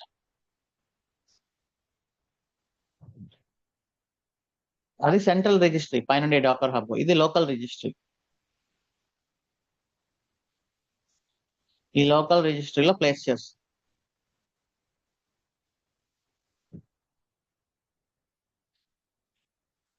లోకల్ రిజిస్టర్ ప్లేస్ చేసి మనకి ఇచ్చేస్తుంది. ఇప్పుడు నేను మళ్ళీ నెక్స్ట్ డాకర్ పుల్ ఎంజినిక్స్ కొట్టాను అనుకోండి, ఇప్పుడు ఇది సెంట్రల్ రిజిస్ట్రీకి వెళ్తుందా వెళ్ళదా?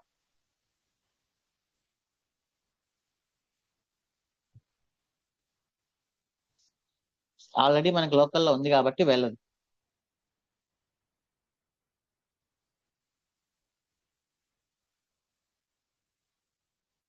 ఓకే, సో మీకు స్పెసిఫిక్ వర్షన్ కావాలి అనుకుంటే, ఫర్ ఎగ్జాంపుల్ నాకు ఇది కావాలి అనుకుంటే నేను ఎలా పుల్ చేయాలి? డాకర్ పుల్ ఎంజినిక్స్ కోలన్ ఇది.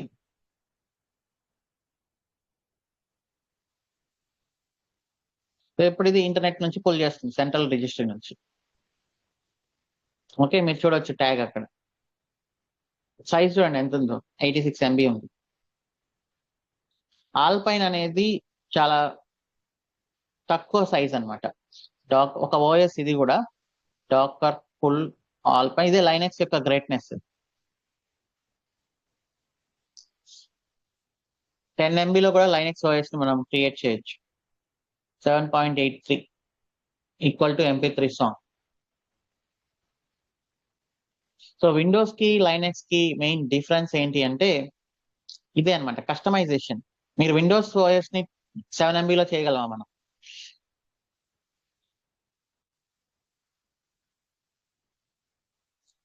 సో ఇంపాసిబుల్ కదా. ఇప్పుడు మన ఇంట్లో ఉండే రౌటర్స్ కానీ, మోడెమ్స్ కానీ, రెఫ్రిజిరేటర్స్ కానీ, ఓకే, ఏసీస్ కానీ, వీటన్నిటిలో ఇప్పుడు చిప్స్ వస్తున్నాయి, లైక్ స్మార్ట్ లైట్స్ కానీ, వాటన్నిటిలో ఇది రన్ అవుతుంది అనమాట. ఎంబెడెడ్ లైనెక్స్ ఓఎస్ అని చాలా తక్కువ సైజు. ఆ ఓఎస్ యొక్క మెయిన్ అక్కడ ఏంటి? ఆ రెఫ్రిజిరేటర్ లో ఉండే కంట్రోల్స్, ఏసీలో ఉండే స్మార్ట్ కంట్రోల్స్, వాటి వరకు అంతే. సో రేపు పొద్దున మనకు ఇప్పుడు న్యూరాలింక్ చిప్స్ పెడుతున్నారు, ఆ చిప్స్ లో కూడా ఒక ఓఎస్ ఉంటుంది, that is Linux OS. Linux distribution, actually Linux అనేది కెర్నల్, లైక్ ఒక కార్ ఉండే ఇంజన్ లాగా. సో దానిపైన కొన్ని కంపెనీస్ వాళ్ళు కొన్ని ప్యాకేజెస్, యూజర్ ఇంటర్ఫేసెస్ ఇవన్నీ వేసి మనకు లైనెక్స్ డిస్ట్రిబ్యూషన్స్ లాగా వదులుతున్నారు.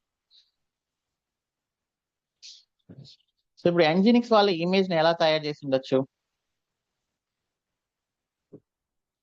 ఎంజినిక్స్ నేను ఆల్పైన్ అన్నప్పుడు they take alpine OS and they install Nginx on top of it. Then they are giving it as Nginx image.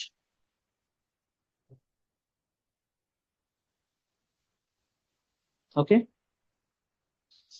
So ఈ ప్రాసెస్ లో మనకు ఏంటి, ఏ ఓఎస్ అనేది ఇంపార్టెంట్ కాదా?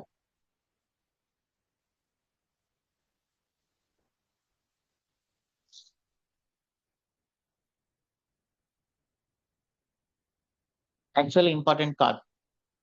మనకు ఏ ఓఎస్ అయితే ఏంటి, అప్లికేషన్ రన్ అవ్వాలి, అప్లికేషన్ యాక్సెస్ అవ్వాలి. మీ ఇష్టం వచ్చిన ఓఎస్ వేసుకోండి ఇక్కడ. ఇప్పుడు ఎంజినిక్స్ ఏ ఓఎస్ వేసాడో మనకి ఏం తెలుస్తుంది ఇక్కడ? దీంట్లో ఏ ఓఎస్ ఉంది బ్యాక్గ్రౌండ్ లో మనకు తెలుసా? మీకు ఏమైనా కనిపిస్తుంది అక్కడ?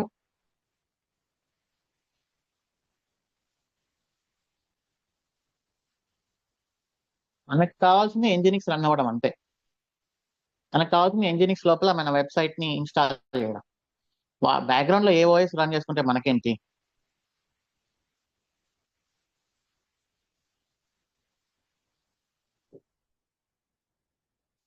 ఓకే, ఇక్కడ ఓఎస్ అనేది మీ ఇష్టం వచ్చింది యూస్ చేయండి. That is not at all A problem. అసలు అది అవసరం కూడా లేకుండా మన కంపెనీస్ వాళ్ళే ఇచ్చేస్తున్నారు. ఎంజినిక్స్, నోట్ చేసి ఇమేజెస్ వచ్చేస్తున్నాయి మనం. సో డెఫినెట్లీ వెనకాల ఏదో ఒక బేర్ మినిమం ఓఎస్ ఉంటుంది, అది మనకు అనవసరం. అది మెయిన్ అడ్వాంటేజ్ యాక్చువల్లీ కంటైనర్స్ లో కూడా. ఎందుకంటే విఎమ్స్ అన్నప్పుడు ఆ ఓఎస్ ని కాన్ఫిగర్ చేసుకోవాల్సిన బాధ్యత కూడా మనదే. ఇప్పుడు జాయిన్ డెవలప్ ఏఎంఐ నేను మేనేజ్ చేయాలా?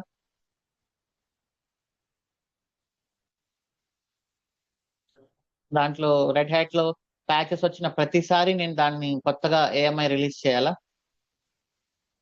రెడ్ హ్యాట్ 9 వచ్చినప్పుడు మళ్ళీ రిలీజ్ చేయాలా? సో ఇక్కడ అంతా అవసరం లేదు. ప్రతి పాపులర్ కంపెనీ, ప్రతి పాపులర్ ప్యాక్ సాఫ్ట్వేర్ వాళ్ళ అఫీషియల్ ఇమేజెస్ ప్రిపేర్ చేసేసి డాకర్ హబ్ లో పెట్టేస్తున్నారు.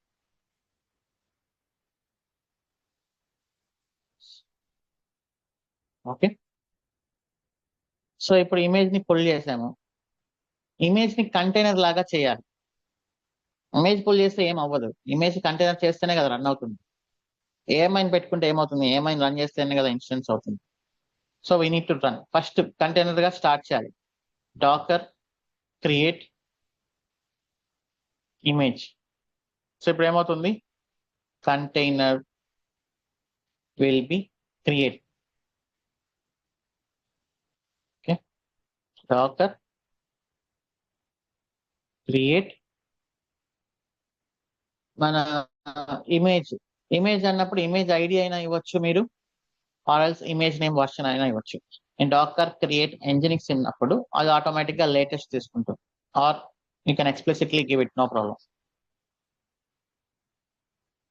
ఇప్పుడు డాకర్ పిఎస్ రన్ చేయండి. కనిపించట్లేదు ఎందుకంటే అది ఓన్లీ రన్నింగ్ కంటైనర్స్. -A ఇచ్చామంటే all status created, not running. So అన్ని స్టేటస్ లో మీకు చూడాలంటే డాకర్ పిఎస్ -A. రన్ చేయాలి అంటే docker start container ID.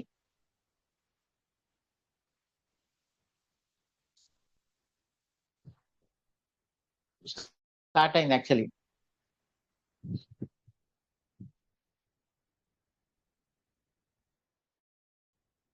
Running లో ఉంది. ఓకే,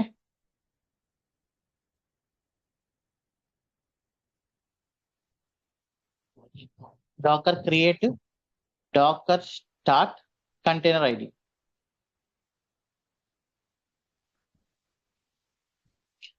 సో నేను పుల్ చేసి ఫస్ట్ ఇమేజ్ పుల్ చేయాలి, తర్వాత క్రియేట్ చేయాలి, తర్వాత స్టార్ట్ చేయాలి. నేను రిమూవ్ చేయాలనుకోండి డాకర్ ఆర్ఎం కంటైనర్ ఐడి.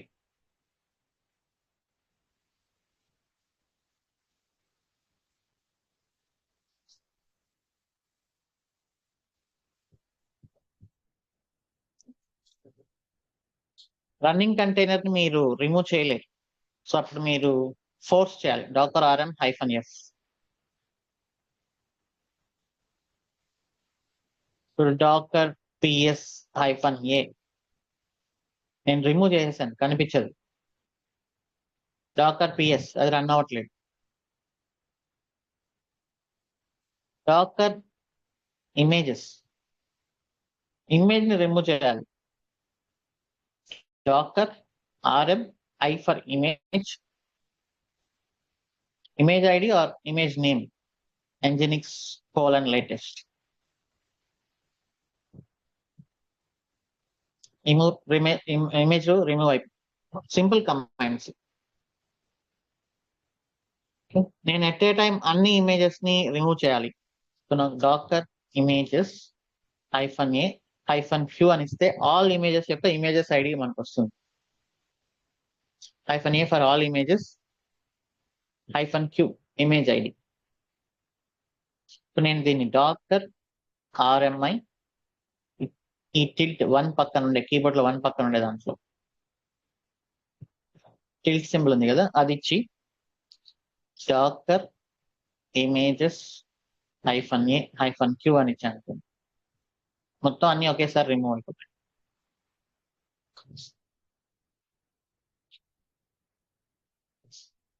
ఇక్కడ నుంచి డాకర్ అవుట్పుట్ మనకి ఏమొస్తుంది, దీంట్లోంచి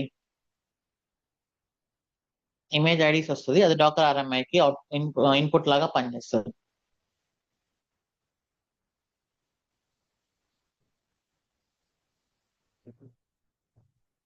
ఓకే, సో ఇప్పుడు నేను పుల్ చేయడం, క్రియేట్ చేయడం, స్టార్ట్ చేయడం ఇన్ని రకాలుగా కాకుండా Docker pull plus create plus start equal to ఒకే కమాండ్ డాకర్ రన్. నాకు ఏం లేవు ల్యాప్టాప్ లో, అన్ని రిమూవ్ చేశా. నేను డాకర్ రన్ ఎంజినిక్స్ అని ఇచ్చా అనుకోండి, సో ఇది పుల్ చేస్తుంది ఇమేజ్ ని, పుల్ చేసిన ఇమేజ్ ని కంటైనర్ గా క్రియేట్ చేస్తుంది. క్రియేట్ చేసిన కంటైనర్ ని డైరెక్ట్ గా స్టార్ట్ చేసేస్తాం. చూడండి, ఇది స్టార్టింగ్ లో ఉంది.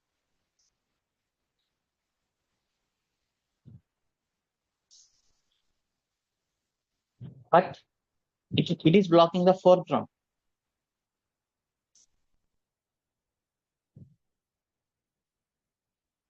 ఫోర్గ్రౌండ్ బ్లాక్ చేయడం వల్ల టెర్మినల్ ని నేనేం చేయలేను.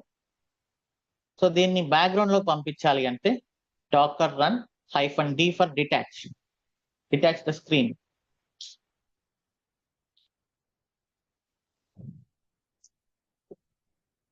ఓకే, -d అంటే డిటాచ్ చేయాలి, స్క్రీన్ నుంచి డిటాచ్ చేసి బ్యాక్గ్రౌండ్ లో రన్ చేయాలి.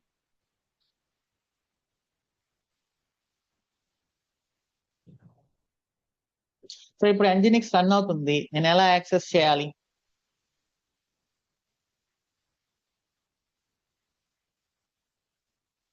ఎలా నేను బ్రౌజర్ లో ఓపెన్ చేయాలి Nginx?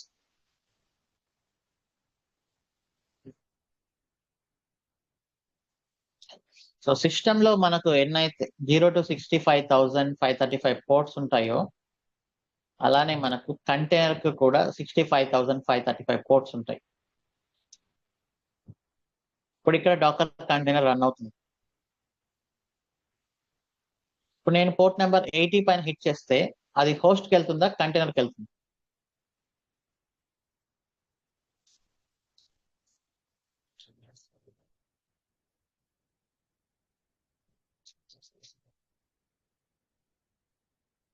First point of entry హోస్టే కదా. హోస్ట్ లేకుండా కంటైనర్ ఎక్కడి నుంచి వస్తుంది? సో ఫస్ట్ హోస్ట్ కి వెళ్తుంది. మన హోస్ట్ లో పోర్ట్ నెంబర్ 80లో ఏమైనా రన్ అవుతుందా? చెక్ చేద్దాం. netstat -lntp పోర్ట్ నెంబర్ 80లో ఏం రన్ అవ్వట్లేదు. సో ఆబ్వియస్లీ మనకి ఏమవుతుంది, ఏమీ ఓపెన్ అవ్వదు.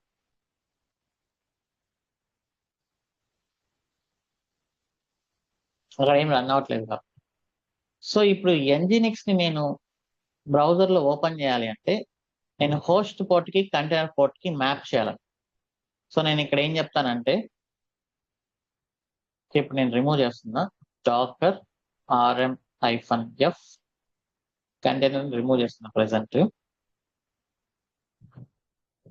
సో ఇప్పుడు నేను డాకర్ రన్ చేసేప్పుడు ఏం చెప్తానంటే docker run -d -p host port 80ని, హోస్ట్ పోర్ట్ 80ని ఎంజినిక్స్ కంటైనర్ ఏది ఓపెన్ చేస్తుంది పోర్ట్ నెంబర్? జనరల్ గా ఎంజినిక్స్ ఓపెన్ చేసే పోర్ట్ ఏంటి?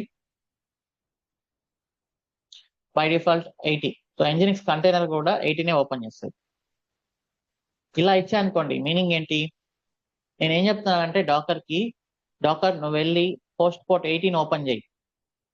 ఆ హోస్ట్ పోర్ట్ 80 పైన ఎవరైనా రిక్వెస్ట్ చేస్తే దాన్ని కంటైనర్ పోర్ట్ 80కి ఫార్వర్డ్ చేయని చెప్తున్నా.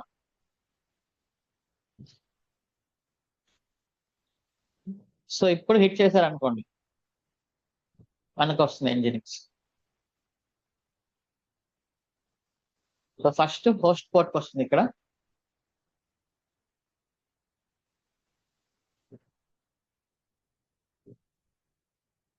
ఈ హోస్ట్ పోర్ట్ అనేది మీ ఇష్టం, 80 ఓపెన్ చేసుకోండి, 8080 ఓపెన్ చేసుకోండి, ఏదైనా చేసుకోండి.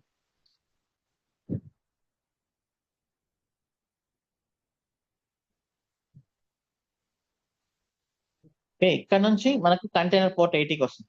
బట్ కంటైనర్ పోర్ట్ అనేది మాత్రం ఫిక్స్, ఎందుకంటే Nginx అనేది container by default port number 18 open చేస్తుంది. ఇది మీ ఇష్టం, 8080 అట్లా.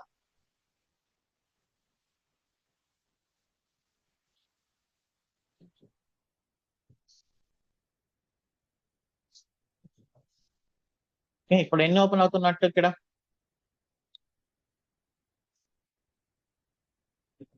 మూడు డిఫరెంట్ Nginx సర్వర్లు రన్ అవుతున్నాయి. ఒకటి పోర్ట్ నెంబర్ 80లో, ఒకటి పోర్ట్ నెంబర్ 8080లో, ఒకటి పోర్ట్ నెంబర్ 8081లో.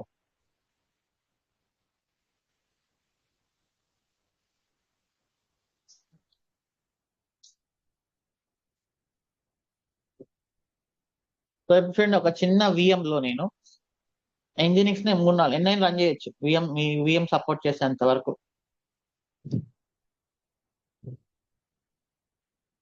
సో ఇదొక డిఫరెంట్ Nginx సర్వర్, ఇదొక డిఫరెంట్ Nginx సర్వర్, ఇదొక డిఫరెంట్ Nginx సర్వర్.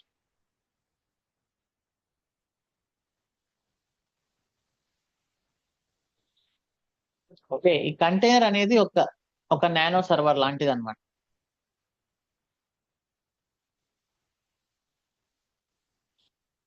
సరే, ఇప్పుడు నేను ఆ కంటైనర్ లోపలికి లాగిన్ అవ్వాలి. కమాండ్ వచ్చేసి docker exec-it interactive terminal. Okay, మన container ID and then bash terminal. ఇప్పుడు నేను కంటైనర్ లోపల ఉన్నా, చూడండి నాకు రూట్ యాక్సెస్ వచ్చింది. మన సేమ్ etc Nginx కాన్ఫిగరేషన్ తీసుకోవచ్చు. నేను usr షేర్ Nginx HTML. ఇప్పుడు ఇక్కడ నేను ఏది ఇస్తే నాకు అది వస్తుంది కదా. ఇక్కడ ప్రెసెంట్ అక్కడ ఒక index.html ఉంది. సో ఇప్పుడు నేనేంటి, ఇక్కడ కమాండ్స్ ఏమి ఉండవు చూడండి. ఇప్పుడు నేను విఎం కమాండ్ కానీ ఇక్కడ ఏ కమాండ్స్ ఉండవు. చెప్పాం కదా బేర్ మినిమం ఓఎస్ అని. బేర్ మినిమం ఓఎస్ అన్నప్పుడు కొన్నిసార్లు క్యాట్ కమాండ్ కూడా ఉండదు. ప్రెసెంట్ ఉంది, బట్ కొన్ని బేర్ మినిమం ఓఎస్లలో అయితే ఉండదు. పింగ్ ఉందా? పింగ్ కూడా లేదు. కొన్ని దాంట్లో క్లియర్ అనే కమాండ్ కూడా ఉంది. అంత బేర్ మినిమం గా ఉంటుంది అనమాట. So echo hi I am from container అని ఇస్తున్నా, echo command ఉంటుందిలేండి.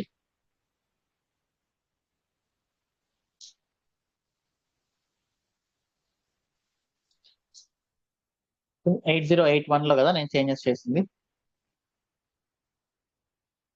8081.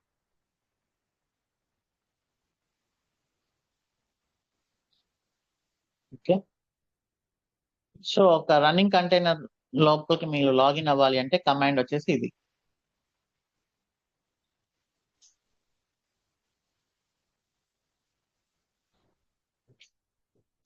Background docker run -t, port numbers docker run -p host port container port. Okay,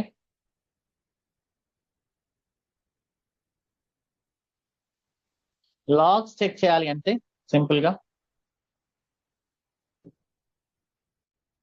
docker ps కదా, docker logs container ID. Okay, ఈ logs అన్ని ఇక్కడ ఉన్నాయి.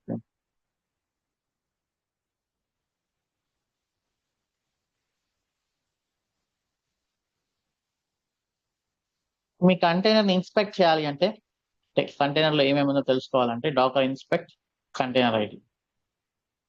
ఆ container యొక్క IP address మొత్తం ఇన్ఫర్మేషన్ ఇక్కడ వస్తుంది.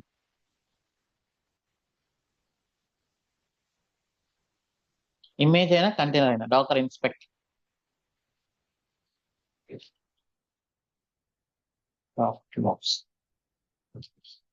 సో ఈరోజు ఇక్కడితో స్టాప్ చేద్దాం. రేపు మనం నెక్స్ట్ టాపిక్ చూద్దాం. Any questions? Santosh 30. Hi Shiva గారు. హాయ్. యాక్చువల్గా నేను కొంచెం కోర్స్ అనేది లేట్గా పర్చేజ్ చేశాను. సో ఇది ఓకే. నేను first time live class attend అయ్యాను. నేను టిల్ యాన్సిబుల్ వరకు ఈ కోర్స్ అయితే కంప్లీట్ చేశాను, రికార్డింగ్ చూసి. సో అక్కడ వరకు అయితే నాకు course like well and good cake ఒకలా అనిపించింది. సో నేను ఇప్పుడు టెరాఫామ్ స్టార్ట్ చేయడానికి అంటే నాకు ఇంకా టైం లేదన్నమాట, ఆల్రెడీ ఐఎమ్ వర్కింగ్. సో ఇప్పుడు నెక్స్ట్ మీరు చెప్పే డాకర్ క్లాసెస్ కి టెరాఫామ్ కి ఎటువంటి సంబంధం ఉండదు కదా? అంటే నేనేంటంటే ఈ లైవ్ క్లాసెస్ వింటూ డాకర్ డే క్లాస్ కంప్లీట్ చేస్తూ టెరాఫామ్ ఒక్కొక్క క్లాస్ కంప్లీట్ చేసుకుంటూ వద్దామని నా ప్లాన్. సో దానికి దీనికి ఏమైనా రిలేషన్? నెక్స్ట్ 10-15 డేస్ అయితే ఉండదు. నేను ఫైనల్ గా ఏంటంటే ఈ కేఎస్ క్లస్టర్ ని టెరాఫామ్ యూస్ చేసి క్రియేట్ చేస్తాను, బట్ అది ఫైనల్ గా. ఆలోపు ఓకే సార్, ఆలోపు అయితే డిపెండెన్సీ ఉండదు. ఓకే సార్, ఆలోపు అయితే కంప్లీట్ చేస్తాను. ఓకే సార్, ఇదే నా డౌట్. ఓకే. అండ్ ఇంకోటి సార్, ఇప్పుడు క్లాసెస్ కొంచెం మధ్య మధ్యలో ల్యాగ్ అవుతుంది సార్. అది నాకే ఫేస్ చేస్తున్నాను రికార్డింగ్ చూసేటప్పుడు. లైక్ మీరు వేరే ట్యాబ్ కి నావిగేట్ అవుతున్నారు కదా, కొన్నిసార్లు ఏంటంటే ఒక 5 సెకండ్, ఒక 2-3 సెకండ్స్, 5 సెకండ్స్ అట్లా ల్యాగ్ అయితే నేను అబ్జర్వ్ చేశాను. సో లాస్ట్ టైం కూడా ఇది చెక్ చేశాను, బట్ ఇంటర్నెట్ ఏమైనా కొంచెం మీ సైడ్ ఇంటర్నెట్ కూడా లేదు సార్, కొంచెం నాది చూడండి. 150 MB స్పీడ్ ఉంది, వైఫై బాగానే ఉంది అంతా. సో మధ్య మధ్యలో ల్యాగ్ అవుతుంది. నేను కూడా స్లాక్ లో కూడా మెసేజెస్ చూశాను, చాలా మంది చెప్పారు ఇట్లా ల్యాగ్ అనేది ఫేస్ చేస్తున్నాం అది ఇది అని చెప్పి. ఇంకా ఇవన్నీ software mistakes, okay best okay try చేస్తున్నాం ఓకే ఓకే ఓకే ఓకే నుంచి. Okay sir. అండ్ మీ కోర్స్ అయితే well and good sir, and thank so much for this. Thank you so much. Thank you. Srinivas. Hey good morning Shiva. Good morning Srinivas. So 2 doubts ఇక్కడ ఏంటి అంటే, ఇప్పుడు డాకర్కి any cloud సర్వీసెస్కి relation ఉందా? అంటే ఏడబ్ల్యూఎస్ సర్వీసెస్ ఏమన్నా కవర్ అవుతాయా ఇందులో? డాకర్ అనేది ఇండిపెండెంట్. అది మీరు ఏడబ్ల్యూఎస్ లో చేసుకోవచ్చు, అజూర్ లో చేసుకోవచ్చు, గూగుల్ లో చేసుకోవచ్చు, ల్యాప్టాప్ లో చేసుకోవచ్చు, ఆన్ ప్రెమిస్ లో కూడా చేసుకోవచ్చు. అట్లా కదా నేను అడిగేది, అదే అర్థమైంది. బట్ నేను అనేది ఏంటంటే, ఇప్పుడు మీరు టెరాఫామ్ చెప్తూ చాలా ఏడబ్ల్యూఎస్ సర్వీసెస్ కవర్ చేశారు కదా. ఇక్కడ ఇంకా ఈకేఎస్ వస్తుంది. ఈకేఎస్, ఈసీఆర్, డాకర్ హబ్ బదులు ఈసీఆర్. Okay okay. సో అవి 2 కవర్ అవుతాయి ఏడబ్ల్యూఎస్ సర్వీసెస్ లో అలాంగ్ విత్ డాకర్. ఇంకొన్ని ఏడబ్ల్యూఎస్ సర్వీసెస్ కూడా వస్తాయి మనం. నెట్వర్క్ లోడ్ బ్యాలెన్సర్ అండ్ కొన్ని సెక్యూరిటీ అవి నేను యాడ్ చేస్తాను. ఓకే. సో నెక్స్ట్ క్వశ్చన్ ఏంటంటే, మీరు ఇందాక చెప్పారు చూడండి, ఒక ఓఎస్ వచ్చేసి చాలా తక్కువ సైజు ఉంటుంది. సో ప్రపంచంలో చాలా చిన్న సైజ్ ఆఫ్ ఓఎస్ అని చెప్పారు కదా. సో ఇప్పుడు నేను అనేది ఏంటంటే, ఇప్పుడు ఒక అప్లికేషన్కి సంబంధించి there are many micro services ఉంటాయి. ఓకే. సో మనం ఈ చిన్న ఓఎస్ని యూజ్ చేసేసి ఆ మైక్రో సర్వీసెస్ని ఎట్లా రన్ చేస్తారు? అంటే డాకర్ ఇమేజెస్ ఎట్లా క్రియేట్ చేస్తారు? ఆ ఓఎస్తో అంత హెవీ వెయిట్ ని మోయగలుగుతుందా అనేది రన్ చేయగలుగుతుందా అనేది. అది ఆల్పైన్ అనేది ఒక బేర్ మినిమం ఓఎస్. దానిపైన ఎంజినిక్స్ ఏంటంటే, ఇప్పుడు మనం డైరెక్ట్ ఆల్పైన్ పైన చేయం. నేను ఎంజినిక్స్ ఆల్పైన్ తీసుకున్నాను. అది ఎంత ఉంది? 160 దాకా వచ్చింది కదా. 160 MB Nginx alpine. So Nginx చేసే వాళ్ళకి ఆ ఐడియా ఉండాలి. ఇప్పుడు మన ఎంజినిక్స్ రన్ అవ్వడానికి ఓఎస్ లో ఏమేమి కాంపోనెంట్స్ ఉండాలి అనేది. మనం ఎంజినిక్స్ డెవలపర్ కాదు కదా. ఎంజినిక్స్ ఆల్పైన్ ఎంత ఉంది? 47.9 MB ఉంది. సో ఎంజినిక్స్ వాళ్ళు ఏం చేస్తారంటే, ఆ ఆల్పైన్ బేర్ మినిమం ఓఎస్ లో వాళ్ళ ఎంజినిక్స్ రన్ అవ్వడానికి కావాల్సిన కాంపోనెంట్స్ అన్ని ఇన్స్టాల్ చేసుకునే రెస్పాన్సిబిలిటీ వాళ్ళది. ఓకే. మనం application developers, front end developer. నాకు ఎంజినిక్స్ కావాలి. సో నాకు ఎంజినిక్స్ దాంట్లో అన్ని ఉన్నాయి. Nginx Alpine ఇమేజ్ లో ఒక వెబ్సైట్ కావాల్సినవన్నీ Nginx వాళ్ళ రెస్పాన్సిబిలిటీ కాబట్టి వాళ్ళు చేసి పెట్టారు. ఓకే, దానికి అది రన్ అవ్వడానికి కావాల్సిన రిసోర్స్ అన్ని Nginx లో అఫీషియల్ గా వాళ్ళు ఇన్స్టాల్ చేసి పెట్టారు. సో దానికి తగ్గట్టుగా ఆల్పైన్ లో దానిపైన ఇక్కడ అంతా యాడ్ అయింది, 40 MB యాడ్ అయింది. సో దానిపైన మన అప్లికేషన్ సైజ్ వచ్చేసి ఒక 2 MB 3 MB ఉంటుంది అనుకోండి మన వెబ్సైట్. ఆ ఇమేజెస్ తో కలిపి ఒక 10 MB 15 MB ఇట్లా. సో మనది యాడ్ చేసిన తర్వాత దట్స్ ఆల్. ఓకే, అయితే ఇప్పుడు అట్లయితే మరి ఇంకా వీళ్ళ ఎగ్జిస్టెన్స్ ఇంకా ఉంది కదా. ఇప్పుడు విఎంసి ఎగ్జిస్టెన్స్ ఇంకా ఉంది కదా. ఇప్పుడు మా కంపెనీలో అన్ని మొన్నటి వరకు విడిఐ యూజ్ చేశారు. దాని తర్వాత ఇప్పుడు అజూర్ వర్చువల్ డెస్క్టాప్ ఏవిడి యూజ్ చేస్తున్నారు. ఇవన్నీ ఉన్నాయి. బట్ ఇప్పుడు ఏదైతే మీరు చెప్పినట్టు కంటైనర్స్ కానీ డాకర్స్ కానీ ఓఎస్ కానీ ఇది ఇంత పాపులర్ అయినప్పుడు, వీటి యొక్క ఎగ్జిస్టెన్స్ ఇంత ఇంపార్టెంట్ ఉన్నప్పుడు, ఇంకా ఏవిడి కానీ విడిఐ కానీ వాటి ఎగ్జిస్టెన్స్ ఇంకా ఉంది కదా. అవే ఎక్కువ. విడిఐ అనేది ఏంటి, డెస్క్టాప్, అది లైక్ ఒక బ్యాస్టియన్ హోస్ట్ లాగా. విడిఐ వేరే. వర్చువల్ డెస్క్టాప్ అనేది ఇప్పుడు నేను డెవలప్మెంట్ సర్వర్ అక్కడ ఏంటంటే వాళ్ళు బ్యాస్టియన్ హోస్ట్ లాగా. ఇప్పుడు బ్యాస్టియన్ హోస్ట్ లైనక్స్ అనుకోండి, మీరు అక్కడ ఏం చేయలేరు, డెవలప్మెంట్ అవేం చేయలేరు. మీరు విడిఐ అంటే ఏంటి, ప్రొడక్షన్ సర్వర్ కానీ డెవలప్మెంట్ ఎన్విరాన్మెంట్ లో మీకు ఒక ల్యాప్టాప్ అక్కడ ఇస్తున్నారు వాళ్ళు. ఆ ల్యాప్టాప్ లో లాగిన్ అయ్యి అక్కడ కోడింగ్ చేస్తున్నారు మీరు. ఓకే, సెక్యూర్ గా. సో విడిఐ అనేది కంప్లీట్లీ డిఫరెంట్. విఎంస్ వరకు వచ్చినప్పుడు, ఇప్పుడు నేను ఇంత పెద్ద కాంపోనెంట్ రన్ అయ్యే కాంపోనెంట్ ని విడగొట్టేసి సడన్ గా మైక్రో సర్వీసెస్ కి వెళ్ళడం అనేది ఒక పెద్ద డెసిషన్. ఇప్పుడు Amazon.com రన్ అవుతుంది, సక్సెస్ఫుల్ గా ఉంది, వరల్డ్ లో టాప్ లో ఉంది, బట్ అది విఎంస్ లో రన్ అవుతుంది.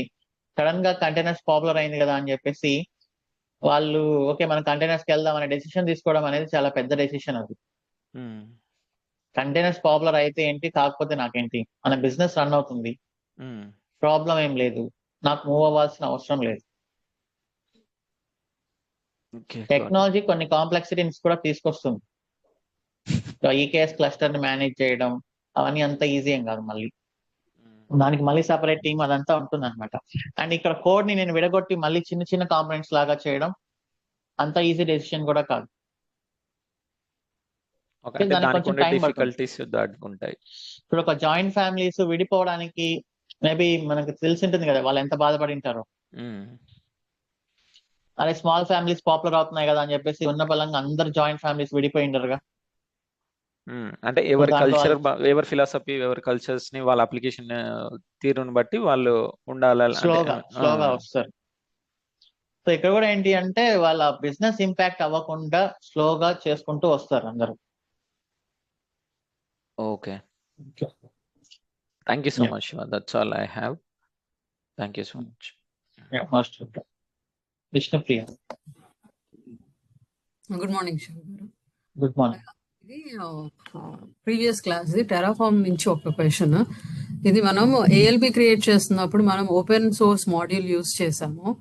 అప్పుడు మీరు సోర్స్ అనేటప్పుడు source equal to Terraform dot, అంటే మీరు గిట్ హబ్ కాదు, అదే గిట్ హబ్ నుంచి తీసుకున్నారు open source module.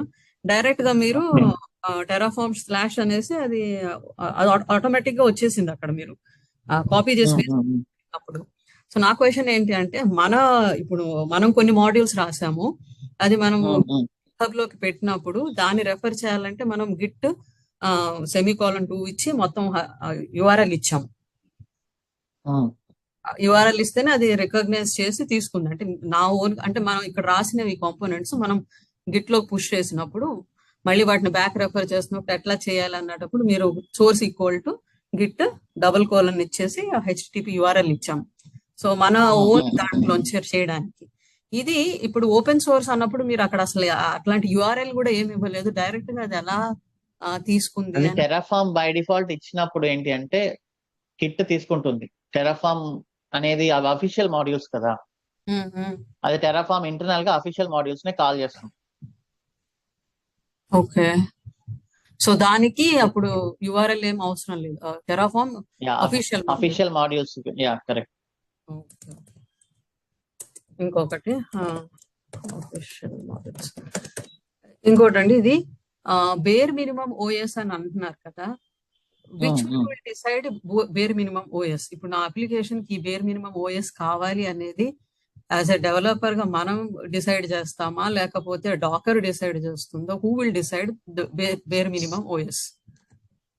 Bear minimum OS ఉంది కదా అని చెప్పేసి మనం స్ట్రైట్ అవే యూజ్ చేయకూడదు. మనం ఆ ఓఎస్ తీసుకొని మన అప్లికేషన్ ఇన్స్టాల్ చేసి టెస్ట్ చేసి, ఇప్పుడు డెవలపర్ కి ఏంటి, ఏపీఎస్ వర్క్ అవుతున్నాయా లేదా అంతవరకే కదా. అవును. సో డెవలపర్ డెసిషన్ అదే.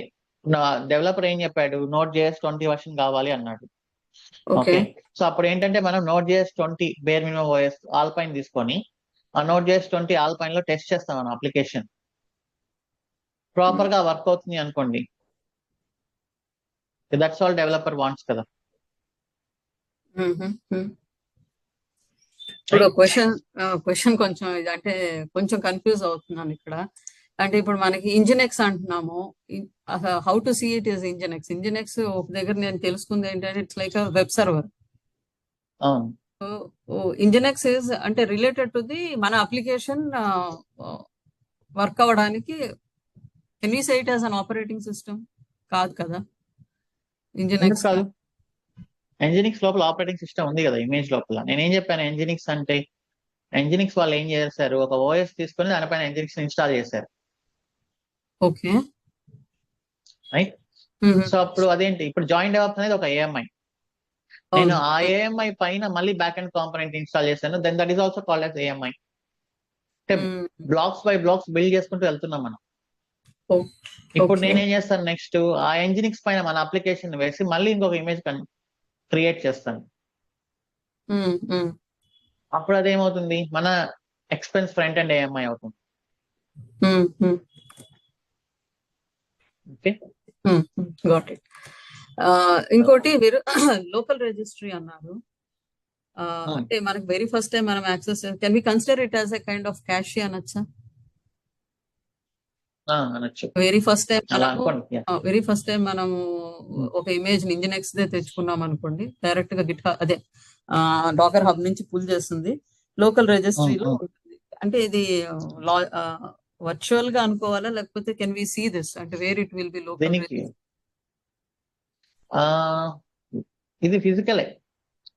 క్యాష్ అనేది కొంచెం టైం తర్వాత ఇన్వాలిడేట్ అయిపోతుంది. డాకర్ యొక్క స్పేస్ లోని ఇక్కడ ఇమేజెస్ స్టోర్ అవుతుంది. ఇది ఫిజికల్ గానే ఉంటుంది. నేను ఇక్కడ కొంత ఎంబీ చూపిస్తుంది కదా నాకు, ఇది ఫిజికల్ గానే స్పేస్ అనేది కన్జ్యూమ్ అవుతుంది, ఫిజికల్ గానే ఉంటుంది. సో అది డాకర్ లొకేషన్ లో ఉంటుంది, సిడి లిప్ డాకర్. ఉంటాయి డాకర్ సంబంధించి. లోకల్ రిజిస్ట్రీ అంటే ఏం లేదు, ఒక డైరెక్టరీ అన్నమాట, అంతే. ఆ డైరెక్టరీ లోపల డాకర్ అనేది సేవ్ చేసుకుంటూ ఉంటుంది.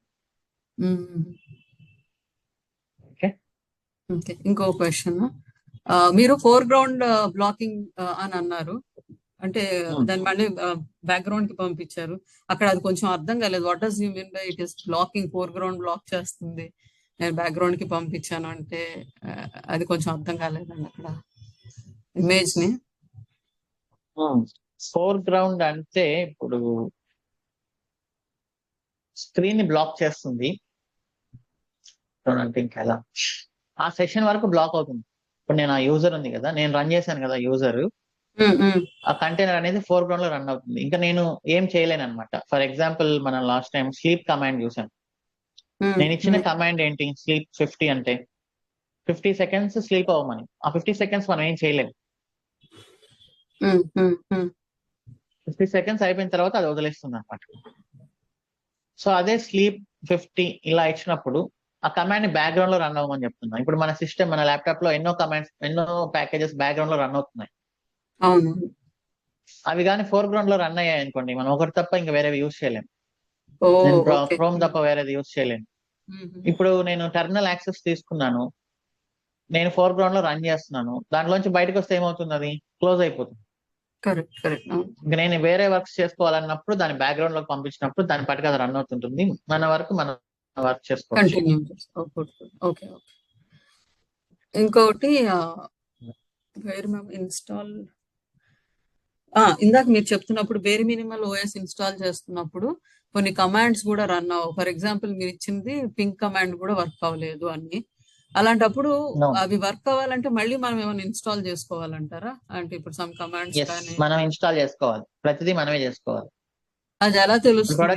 ప్రొడక్షన్ సర్వర్స్ లో మీరు మినిమం నేను అనవసరమైన అన్ని చేయకూడదు. కరెక్ట్ అవును. ఇప్పుడు మన డెవలపర్ Okay. మెషిన్ అనుకోండి, అంటే డెవలపర్ మెషిన్ కావాలనుకోండి, అప్పుడు మీకు ఇన్స్టాల్ కావాలంటే డెవలప్మెంట్ లో మీ ఇష్టం వచ్చిన అన్ని ఇన్స్టాల్ చేసుకొని చెక్ చేసుకొని అంతా ఓకే అయిన తర్వాత ప్రొడక్షన్కి వెళ్ళండి. ప్రొడక్షన్ లో ప్రాబ్లం వచ్చినప్పుడు కొన్ని డీబగింగ్ చేస్తాం, దానికి మనం చేద్దాం, చూద్దాం.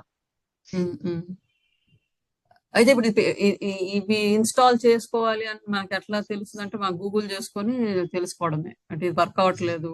Yeah, అంతే. మనం చేస్తాం. ఓకే Class లో ఇవే చేస్తాం. Questions thank you. Yeah, thank you. Srikanth.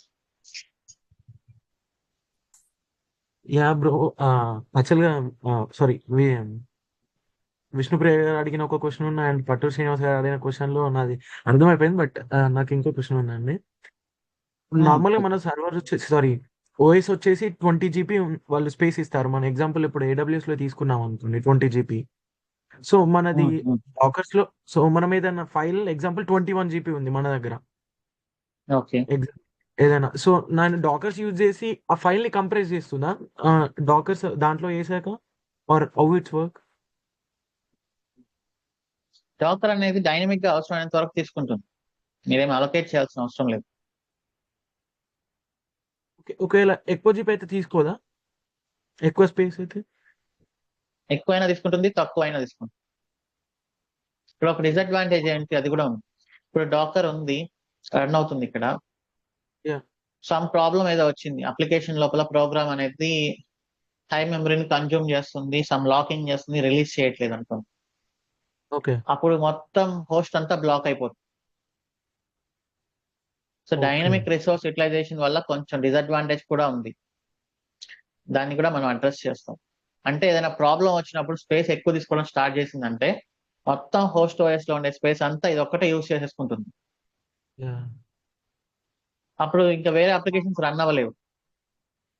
ఒక ఇంట్లో 3 రూమ్స్ ఉన్నప్పుడు ఒక ఫ్లాట్ లో ఒక పర్సన్ కి ఇచ్చి ఆ పర్సన్ తనకు అవసరమైనంత స్పేస్ అంతా తీసేసుకుంటున్నాడు అనుకోండి, Yeah.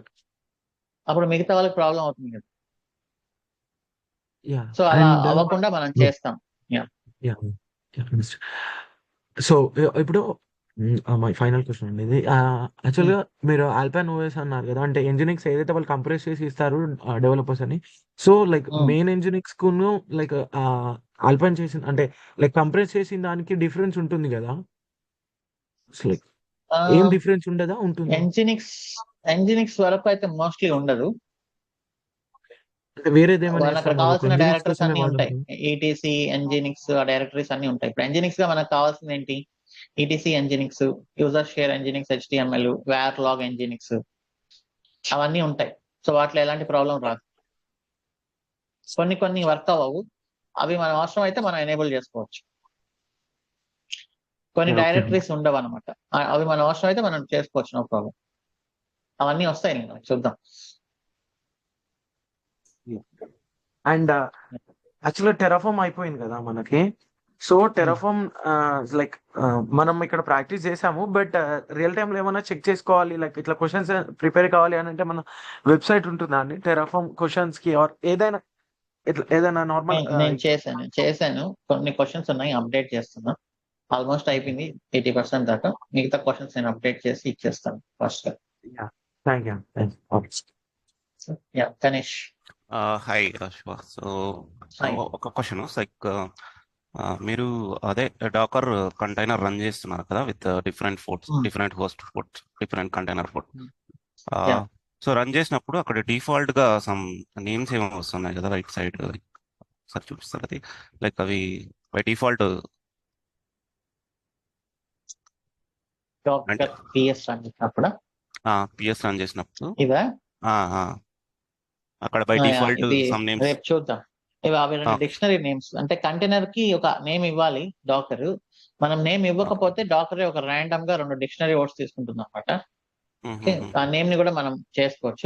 రేపు చూద్దాం. Okay. And one more thing అండి, లాస్ట్ లైక్ తను అడిగాడు కదా క్వశ్చన్, లైక్ వీడియో స్టక్ అవుతుందని. స్టక్ అయినప్పుడు నేను కూడా ఫేస్ చేసే ఇష్యూ అది, కొంచెం లైక్ ఒక 2 seconds మళ్ళీ వెనక్కి పెట్టామంటే మళ్ళీ ప్లే అవుతుంది కంటిన్యూస్గా. అది ఫేస్ చేసా, నాకైతే అట్లా ఫిక్స్ అయింది. సో స్టక్ అంటే అయినప్పుడు మళ్ళీ కొంచెం వెనక్కి వెళ్ళి ఆ, చూసినప్పుడు ఇట్లా క్లారిటీ వస్తుందా? క్లారిటీ వస్తుంది, కంటిన్యూ అవుతుంది. అది ఓకే. రీజన్. యా సో ఇది ఎక్కడ ప్రాబ్లం ఉందో తెలియదు. అన్ని పాపులర్ సాఫ్ట్వేర్స్ యూజ్ చేస్తున్నాము. ఇంకా జూమ్ కి రికార్డింగ్ లో ప్రాబ్లమా, ప్లేయింగ్ లో ప్రాబ్లమ్ అనేది చూడాలి. మేబీ అదే ప్లే ప్లేయర్ లో ప్రాబ్లం 2 సెకండ్స్ వెనక్కి పెట్టి ప్లే చేస్తే తర్వాత కంటిన్యూ అవుతుంది. అది I'm updating. Thanks. That's all for today's session. Have a nice day. See you tomorrow. Bye.